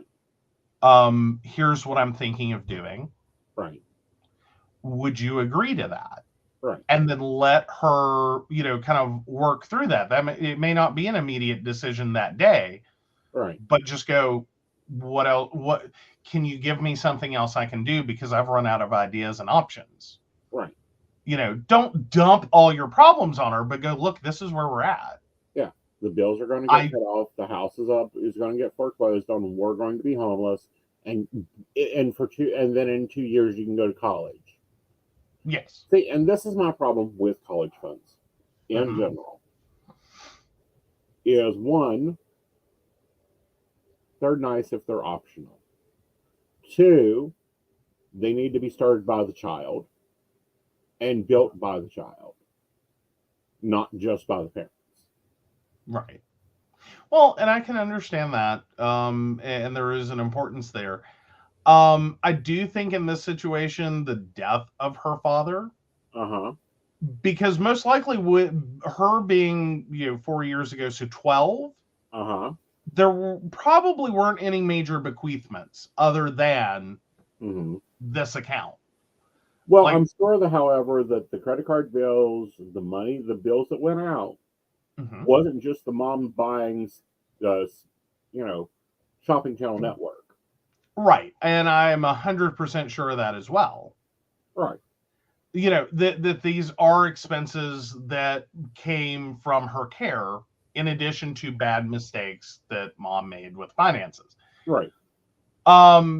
So, one, understanding her role in the finances, and that this is part of how we got here. It's not all your fault. You didn't do this. Right. Like, for the most part, I did this, but now I have to be concerned because, it's not just me. Right. It's us. Right. And this money that is yours, in a sense, and yes, I understand the last thing your father left you, and probably potentially the only thing she actually that had her name on it, right, from him, more than likely, because if that's the case, is going to be a very intense emotional reaction. Like, Dad left this to me. Right, but this is also a very important relationship thing. And we've got a new series called Psychic the Plan's Budget Edition, where you see us as a couple work out our budgets. You have to, if you are in some form or another playing head of household, in some form or another, they need to know how the money's made. They need to know how the investments are made. They need to know how, like, Joe can right now take over and run this house within a month and a half. Potentially, yes. Yeah. As in, I at least know where our expenses are, what our expenses are, know, general things that every, like, any member of any relationship, couple, throuple, polycule, whatever it may be, needs to understand about themselves in relation to their partner's finances. Right. So that, in the event of some catastrophic situation or death, right, there are no surprises. And I would say that's probably the father's biggest mistake. Right. Was he entrusted he had the conversations with the lawyer and not the wife. And the wife, well, more importantly, the wife was left clueless. Exactly. Like, she doesn't know what the expenses are. She didn't understand why you don't want to buy a house at the beach. Right. Like, in the sense of, he just kind of said no and said they're money pits, and then didn't really say anything else. Right. Not, okay, well, we can get that house at the beach, but it's going to cost us this much. These are the things you have to be concerned with. This is how much insurance is going to cost you, because they pretty much plan for your house to blow up every, like, 7 years. Right. On down the line, that it's not like owning a nice little house in the suburbs in the middle of, like, Iowa. Right. But at the same time, the cabin plan, you know what that's about. You know why we're doing it. You know what I want there. You know what it's going to cost. You know what it takes to maintain this house versus moving somewhere else. You know You know, the investments and the reason I make good, you know, I prefer dividend stocks Mm-hmm. and casual products. Right. Like things you buy every day, your Targets, your Walmarts, your, you know, your gas, your oil, your like general things you're gonna use forever. Right. You know, so if you had to start managing the portfolio, you would know what the portfolio is. You would understand the theme of the portfolio, and you wouldn't be listening to a stupid money man who goes, "Oh, you'll have as much as a surgeon makes you." That was bullshit advice. Well, and I think that's a really odd way of describing her finances to her. Right. Like, what does that mean? Right. Like, tell me what that means. Like, Right. you're basically what he claimed was his investment strategy was going to make her 90% per year Uh-huh. of what her husband would have continued contributing to the household as a sole provider. Right. And that's bullshit. Yeah, that, like, I think that should frighten anyone. Right. Like, 7 figures is a lot to invest. Right. Potentially you could make some nice returns on that. Right. Um, But I again, would be you really should not leery. invest in things you do not understand. I do not understand quantum computing. I am not going to invest into, I believe it's called ComC stock because I don't understand it. It's too damn risky and it's up and down like a damn volcano and it has no dividend. You're Right. looking for, and this is not financial advice. This is, you know, Warren Buffett quotes, basically. Don't invest in things that you don't use. Don't invest in things you don't use. I think every once in a while, if you have play money, Mm-hmm.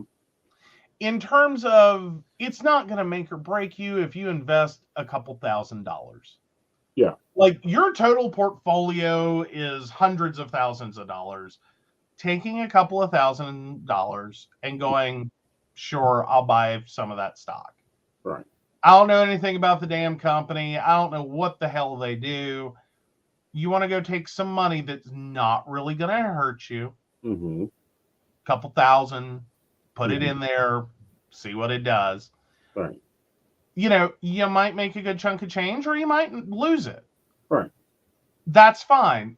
Taking your entire hundreds of thousands of dollars, or in her case, 7 figures, Mm-hmm. so millions of dollars, Mm-hmm. and dumping it into things you don't understand, you're treating all of your money Right. as play money. Right. That's bad. You might as well go to Vegas and bet on red. The odds are better in your favor. Right. The other part of that is, you know, and the important part is not understanding what she's investing in. And this is why I do not like money managers, is they will put you in investments that are too risky. They will put you in investments that you do not understand.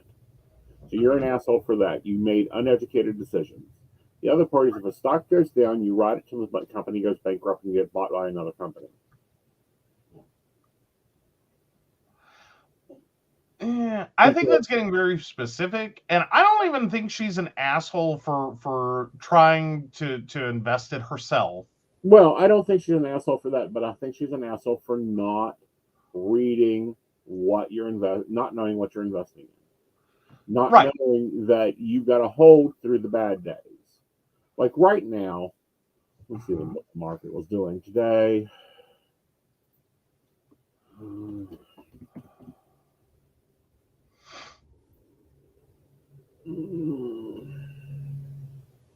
Well, but I think the bigger point sometimes Right. is just you like she didn't take the time to make a next step plan. Right. Like it seems like everything's been a knee jerk. You like she got told no on the house, she did it anyway. Right. She, you know, didn't like the way the lawyer reacted, so she knee jerked over to a money manager. Mm-hmm. She didn't like what the money manager did, so she knee jerked and tried to do it herself. Right. Now she's knee jerked and pulled the kid's college fund. Right. So the S&P And- was down 17%, 7.17 today. Mm-hmm. Okay. So with it, so Dow was up by 57%. Let's see what economical data from Merrill Edge is. All right. So if you own stock TQQQ, which is down 1.4%, you have to ride that stock out. Because if you look at the profile of it, it does this. It does this about every 2.5 months. It'll drop. Mhm. Like you can't panic Right. And that's every what you're time you doing, lose money. panicking. Like that's the general theory. And again, not investing advice Right. exactly as much as it's just the law of probability statistics. Right. Is that you can't panic every time you dip a little. Right. Like you can't have growth without having some expenditure and some loss, and like you can't build a house with a perfect amount of lumber. You have waste.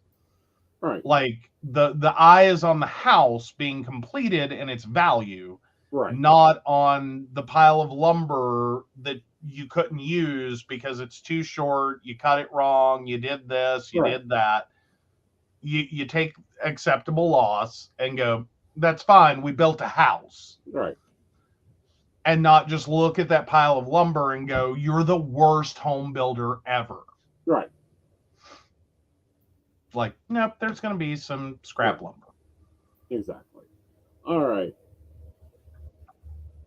So Shannon had a lot to say. Yes, she did. So go ahead and read comments while I pull up the stock I'm looking for.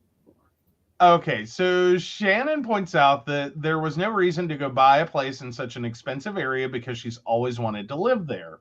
She said it herself. Her husband said those places were money pits. She wanted something. She put all of her stuff into it. She couldn't keep it with what she had set up already, and then went after her daughter's education fund. It's not like her husband left her in tons of debt, and the only way to keep a roof over their heads 4 years ago was to liquidate the fund. Right. Mom's an asshole because she made a lot of bad decisions, and what she thinks is a sound business plan may not be the case. So no guarantees there. Right. She's like how my grandma was from the sound of her, used to having her husband make all the money and controlling the major money. And when she got her hands on something, she went ham-fisted. I'm assuming is what you meant by she went ham. Is she ham-fistedly just did whatever she wanted to, and all of a sudden it's gone, and like try to unravel the trail, because it's just bonkers. And I can understand that. And this is an unfortunate reality for a lot of spouses. Regardless of gender, regardless of age, regardless, like it does not matter. Sometimes you do see it with higher frequency in older generations, where there was more of a one person manages the finances, one person is clueless about the finances. Because that was considered their role as a provider, was to manage all the finances. It doesn't inherently mean the spouse that didn't manage the finances is bad with finances. It just means there's a risk there that there's going to be lots of things that they're not aware of. And one of them may be fiscal responsibility, because they've never actually had to exercise that. And they may be more susceptible, like this mom was, in believing unrealistic expectations for financial performance of stocks. That said, it could give you some really wrong impressions, and you could end up making some bad choices based on that information alone. Especially when the performance isn't there to back it up. All right, so let me see if I can get this shared.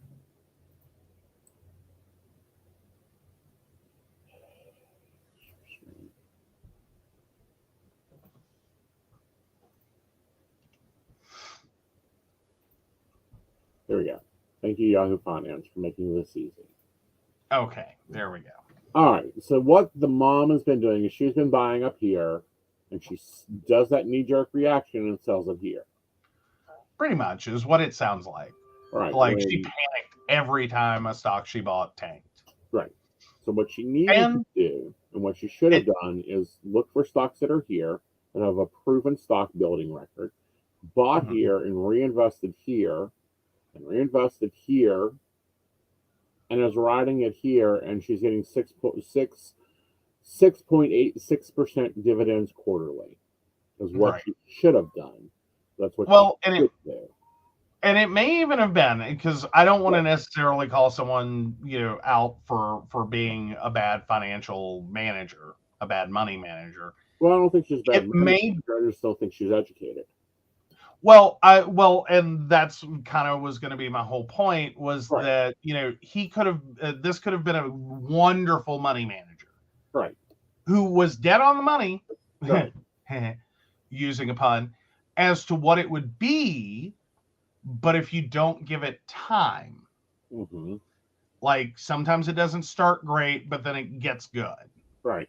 So you got to ride the wave a little bit. But if she, again, knee-jerked out and went, well, what you said isn't what's happening right now. Right. Sold it all the wrong moments, took it over herself, repeated the same process. Right. It would look exactly like what she said, but not actually be what she said. Right.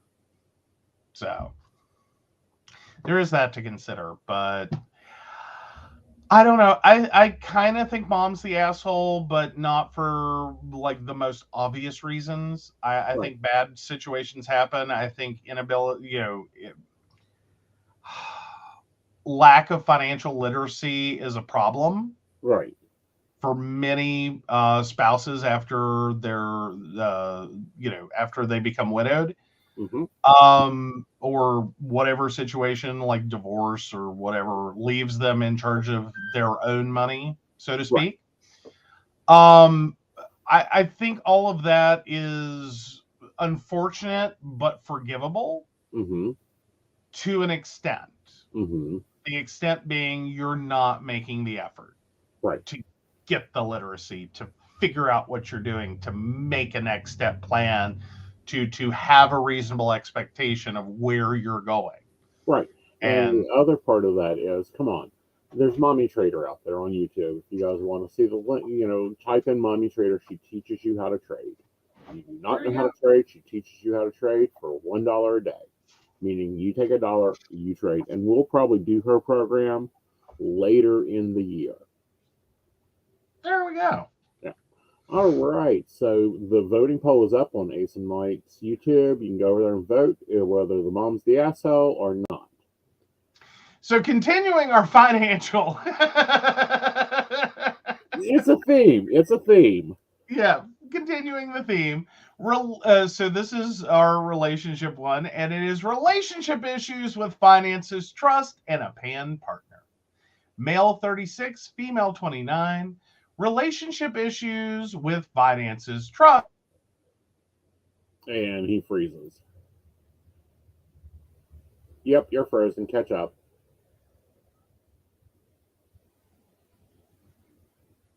Hello, and a pan partner. Backstory. There you go. Okay, there we go. All right. So let's just pretend you heard none of that. So relationship issues with finances, trust, and a pan partner, male 36, female 29. Relationship issues with finances, trust, and a pan partner. Backstory. I am male 36 that has been dealing with a lot of issues trusting my partner currently. I will provide specifics later in this post and the whirlwind of emotions I am experiencing currently. Recently, I found out my partner and baby mama, female 29, lied about her finances and spending. I am the individual in our relationship that pays the rent, utilities, entertainment costs, cell phone plan, etc. Her responsibilities are groceries, childcare, and pet food. Issues: the first, financial hiccup. These recent problems are that my partner claimed our child on our taxes, and from a tax advisor's advice to us was that I should file as I am the head of household and claim our child as I earn 20% more. However, I allow my partner to claim our child, and she got a very nice refund. Since she got a refund, there is primarily where the problems have been arising. My mother and her will go shopping or on a semi-monthly basis, and my mother will typically cover the cost of whatever. My partner and I had received our tax refunds, and I informed my mother and partner to allow my partner to pay for whatever it is we need. However, my mother still paid for it. I asked my partner if she bought the items on their excursion, in which she advised they went to 2 stores and my mother paid at one and my partner at the other. I talked to my mother a few days later and told her what my partner informed me. She started laughing, saying she paid for everything, but my partner is to give her $40. Later that evening, I asked my partner to show me the receipt from the store she purchased the items from during their outing, and she told me she doesn't have to prove anything to me. I informed her, in which I already know she didn't pay for anything. Her response was that my mom told her to lie. Now I know my mother better than she does, and I will believe my mother over her. Issues, the second financial hiccup. My partner and I have been attempting to get pre-approved for a mortgage on our first home. I was approved for $115,000, whereas her FICO score was too low to qualify. Our agent gave us some advice on how to help us get approved with more money and how for my partner to get approved. I have a ton of debts I need to cut down. I have a lot of debt from my 20s from just keeping up with tech trends and being dumb.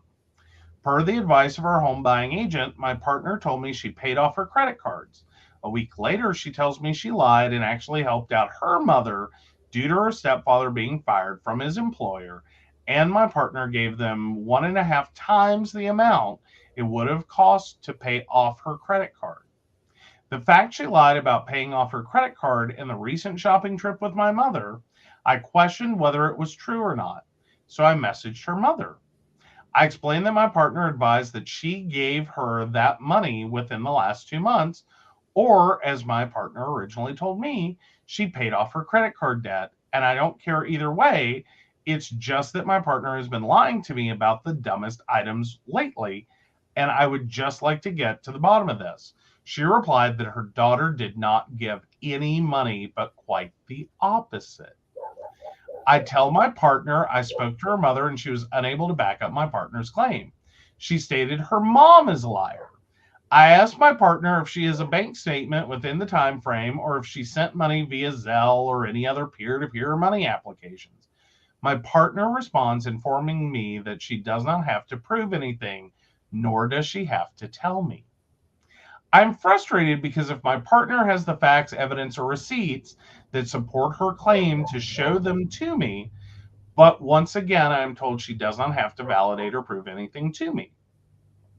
Still unknown what happened to the funds, but I have a feeling she spent it one of those nights she was out making friends and buying drinks, etc. Issues, pan, partner, and partying. My partner is pan and goes to visit various friends monthly.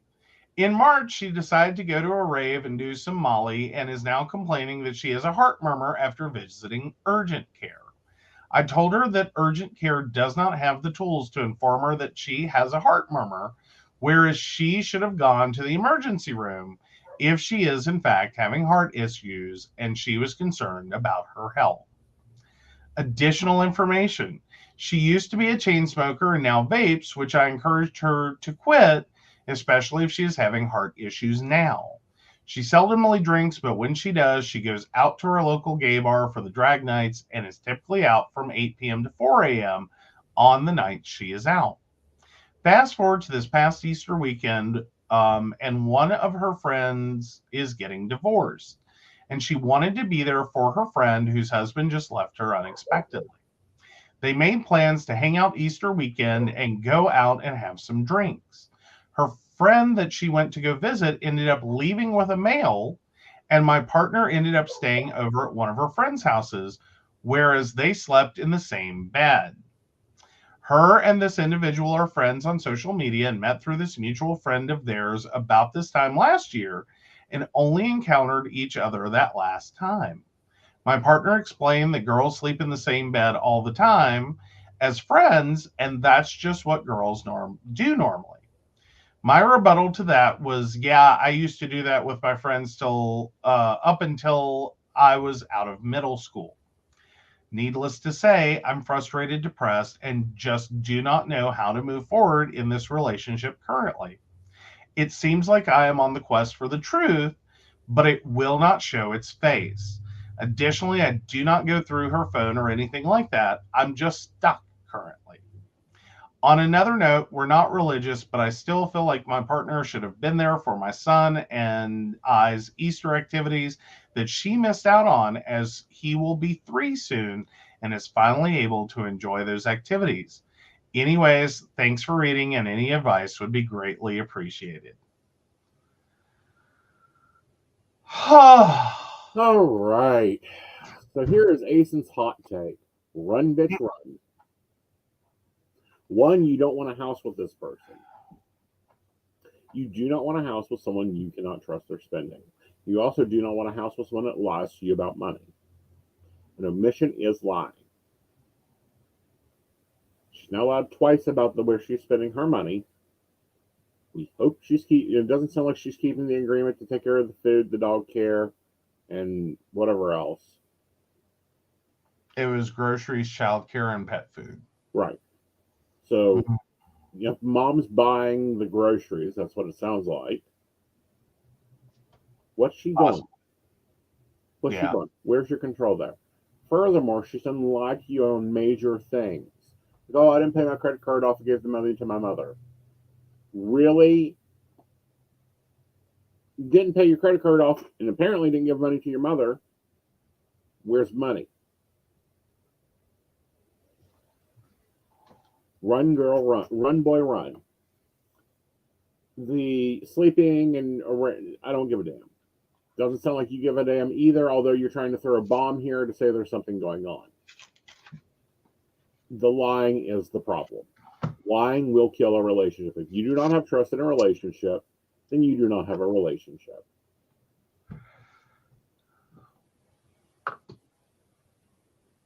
You know. Pretty much. I'm just sitting here with it. Uh-huh. And I'm like, I think it's beyond the point where I believe her. Right. Now, whether or not she's actually lying, whether or not she can prove it, whether or not, it's all become a moot point. You've hit a point in your relationship where you no longer trust your partner. Right. I think there's another side to this. Mm-hmm. In the sense of, I don't think I literally think your relationship is already doomed. Mm-hmm. And you're both now just fault finding to make it not each other's fault. Right. Like, you don't want it to be your fault. You want it to all be her fault. She doesn't want it to be her fault. She wants it to be your fault. Right. So she's, a lying bitch who lies about money. You're the fucking bastard who, makes her prove everything to you. Right. Doesn't matter at this point. The relationship's toast. Right.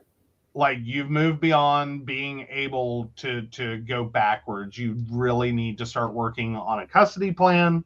Mm-hmm. And finding, other living arrangements that accommodate you separately. Exactly. Like you buying the house for $115,000 that you've been approved for, that you've worked for, and leaving her in the rental that she's in to figure out how to deal with.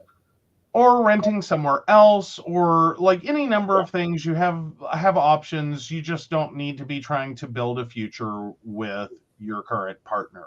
Yeah, because her goals apparently are not your goals. Well, even if they're the same goals, she's fundamentally, it sounds like she's self-sabotaging and trying to get caught because, quite frankly, she wants the relationship to blow up, but wants to blame him. Right. But here's the thing, and this hasn't occurred.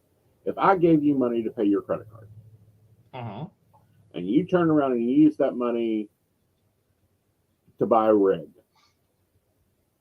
or what? A computer, a rig. Oh, okay.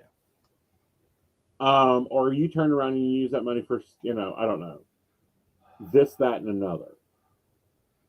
I went out and partied and drank and did all kinds of stupid shit and did some lines off a hooker's ass and blah, blah, blah, blah, blah, blah, blah, blah, blah. Whatever.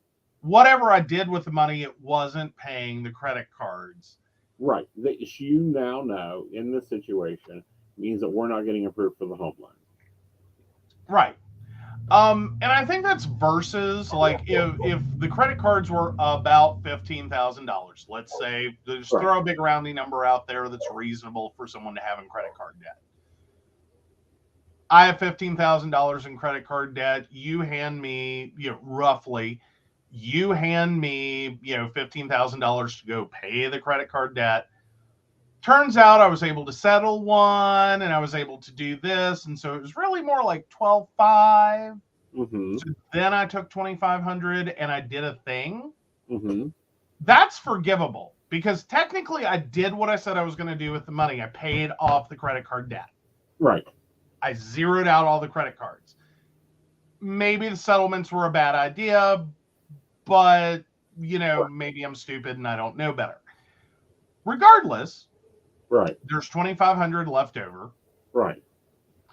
And I spent it to do something else that maybe financially helped me. Like I did a prepaid card with a $2,500 limit. Right. For instance. That's forgivable. That's a little bit of a miscommunication and maybe not what you meant to do with the money. Right. You can work through that. Right. Handing me $15,000 and I go clubbing and all these other things that are not paying the credit cards. You lied to me about why I should give you money. You didn't use it for any of the things that it was supposed to go towards. You did all these other things. You used a situation to extort money from me and then went and had fun. Right. And then the other one that got me was missing Easter. I think that was a really bad with a child. That's probably the key point. Right. With the child. That's a big problem for me. And again, I still sit here and I read this as she's done with this relationship. She does not see y'all as a family, the three of you as a family. She's checking out at every available opportunity. Right. And trying to make you angry to the point that you say mean, cruel, hurtful things and you're the bastard. Right. It's done. Like you're now adversaries. Right. You're not working together. You haven't been working together for a while. And basically your mom's paying for a lot of y'all's stuff. And sounds like her mom's dropping her some money too. Right. So it sounds like she's been done with this relationship for a while. Exactly. And while you may not like it, it sounds like she's, so to speak, self-medicating financially. Right. And she's trying to find her joy in a lot of places that she's never going to find it at. Right. And most of them are expensive. Yep. So the best thing you really can do for each other is separate and go find your joy because it's obviously not with each other. Exactly. I agree. It's time to leave this relationship. The financial hiccup number one was an issue. It could have been a major issue if you two had not talked about it. Like he could have been screwed on his taxes. If you both claim the child. Exactly. Yeah. And I don't know. I have some issues with that one. Okay. Like, I think that's something that even if you're, because you're filing head of, see, that's what I still don't understand. He makes more. He would have gotten more back. Right. And no. All of that I get. Right. What I don't get is you're talking about her filing her taxes, but he's filing head of household. Right. I didn't. So is he just saying that he could have, right, or should have filed as head of household for the three of them? He should have filed instead. His partner filed and claimed the child. Which would have given him a bigger refund than her filing and claiming the child. Yeah, and just getting the refund. And just getting the refund. He gets Well, yeah. He gets zero. He gets single, one exemption instead of 2.5 exemptions. Right. Well, yeah, and that's what I'm saying is literally everything she's doing financially is to pull them apart. And to pull She's him filing down. taxes separately. Right. Well, they're filing taxes separately because they're not married. It's the same reason we file separately. Well, but still, that's back to but how is it? I mean, fundamentally, yes, but if so, again, yeah, it would kind of, yeah, I see what you're saying. Well, it's but like, she's right, but it's like this. This is what they've done, and this has happened. This was a debate in our household for a little bit because you do get credit for a adult non-dependent, meaning you pay more than your living income. Right. Not last year before last, when the invisible wasn't working, it was a debate with me and you. Well, if you got to claim him on the well, it wasn't really a debate. It was a momentary discussion point of like, like, do you want to lob the football? Yeah. As in, which makes more sense. Right. To offset, some of my income for a very little net effect. Right. Or majorly offset your income because there's more income. Right. In totality, and just we take that and fix this. Right. And that's what occurred here. Yeah. So again, she is literally trying to tear him down financially. She is tearing down the relationship goals. It's time to move on. Yeah. I do want to point out here, I think that he is still at a good, respectable point. He doesn't go through her phone. He doesn't go through her email. Do what now? He doesn't go through her phone. He doesn't go through her email. Yeah, and those are solids. I'll give you that. But right. I think if the point in which you started demanding receipts, that should have been your red flag. Right. Like not the fact that you asked for them, but you really got to the point of demanding. Right. Maybe not directly to her, but in your mind, it's like, you need to prove to me. And that's a demand. All right, guys, let's check out the poll and see if Joe wins the asshole award this week. Am I the asshole, guys? Ending the poll. Yes, you are the asshole by 66%. Woohoo! All right, well, 2/3 of you are with me. Yep. Oh, good deal, good deal. All right, so you posed a question for the end. You ready for that one now? Yes. So it was, which one do I think will impact me, change me, Is any of this information going to be usable to you? Well, I think it's all usable. I don't think any of it's unusable. I think it's definitely that. I think to what extent one wants to use it or not is their choice. I think, though, the one that is probably the most impactful may oddly be. Wait, no, let me double check. Did you say relationship advice or all of the advice? All of the advices. Okay. If I had to go A1, and it doesn't mean that all of these are like last on the list, but if I have to go A1, I really think the one about like the minor like exercise, like the slow setting, the like little things you can tweak. I like that one the most. I find that the one that I find that one more impactful. Okay. That now, you can just kind of do. Now, what was you going to say? I was just saying that one is probably the most impactful because it's little tweaks you can do that have major impact. Okay. Right. So I kind of, that's the one I'm like, that's pretty fucking useful. Right. That like take a few minutes and sit slowly into a chair Mm-hmm. can have the same effect as going to the gym and doing squats. Right. Like, that's pretty fucking cool. Yeah. Like, that one's kind of mind-blowing. That one has the most impact. That's a little change you can make. Right. Just go to sit down with your coffee in the morning and take a few minutes to do it. Mm-hmm. Like, you can drink your coffee while you do it. Yeah. You know? Yeah. Like, that's pretty fucking cool. Okay. Very cool. Now, So what's yours? well, I talked about Are you it. going to lie to me more? Is that it? Like, No, you're going to sit I don't here... lie to you. I don't have time to lie to you. It takes too much energy for me to lie to you. No, it doesn't. I'm the easiest person in the world to lie to. I am oblivious most of the time. I'm just like, okay. Bullshit. But anyhow, the 80-20, I think we are going to put into effect.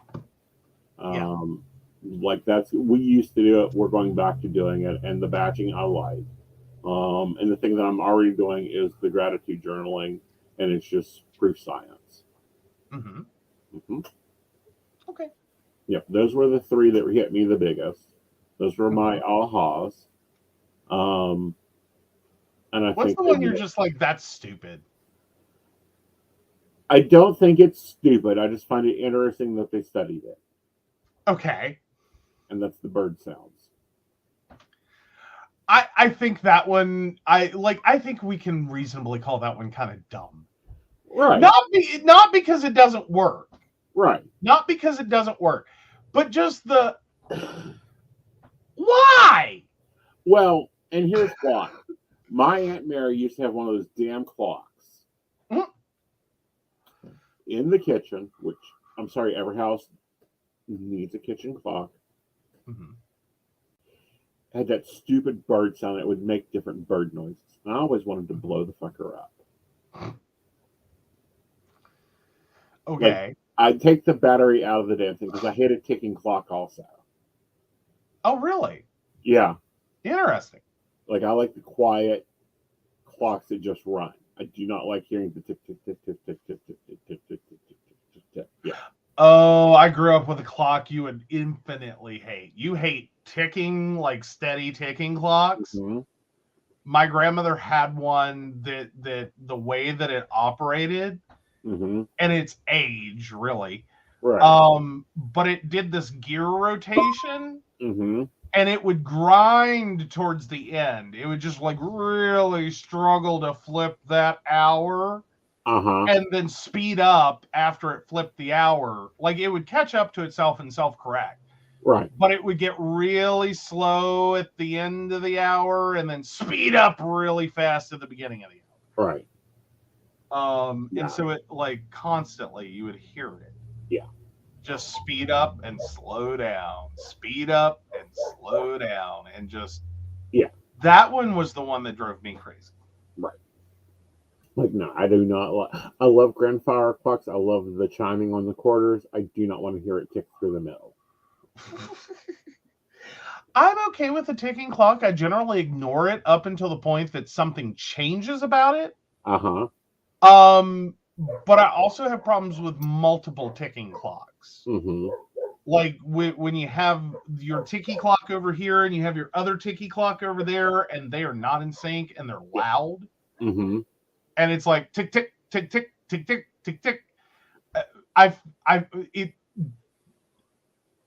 gives me anxiety. Like it speeds my pulse rate up. It makes me anxious. Yes. And it's like, a gratitude journal to calm down. Yeah, basically, at that point, I need a gratitude journal, and it is not going to involve the 2 ticking clocks in this room. Right. Unless they fall off and at least one of them broke. Right. But you have that built into your planner. I do. Yeah, you do. I do, and it's been the one section I really haven't used. Like, I've tried to a couple of times, but I don't know. Is it possible to be too much of a smartass for a gratitude journal? No, I think that, however, that's called honest gratitude. And well, that's a subject we'll cover at Psychic Coffee Shop, is what is real gratitude. Mm-hmm. Like, I'm adding that to my topics list. I think we're going to start doing topics, guys. I hope you guys like it. Oh, here we go. So Brenda said, Dad collected clocks, all ran, ticked, and chimed 1.5 hours, complete with 15 cuckoo clocks. None of mine make noise. I'm sure they don't. Yep. I'm sure of that. Yep. Oh, Yeah, I have the same issue. All right, guys, we would like to take a moment to thank our patrons. We hope you enjoy us returning to the topical discussions because right now none of the news interests me. well, there you go. So, of course, we want to thank Beverly Walker, Mika G, Kathy, Mary Winfield, Brenda, Shannon C, Shannon D, Lady Gwendolyn, Charles Shaw, Dottie the Psychic, Tracy Van, Caitlin Bell, and Devin. If you'd like to learn more about us, the show, or how you too can become a Patreon sponsor and receive all the wonderful benefits our baristas receive, please visit us at pcspnetwork.com. And we will see you on Thursday night with Sandy returning for coffee and tea. Good night. What? Yep.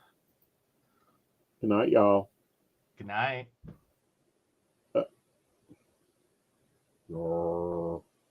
Smack it. Smack the video button. Smack it. Play it. Play it.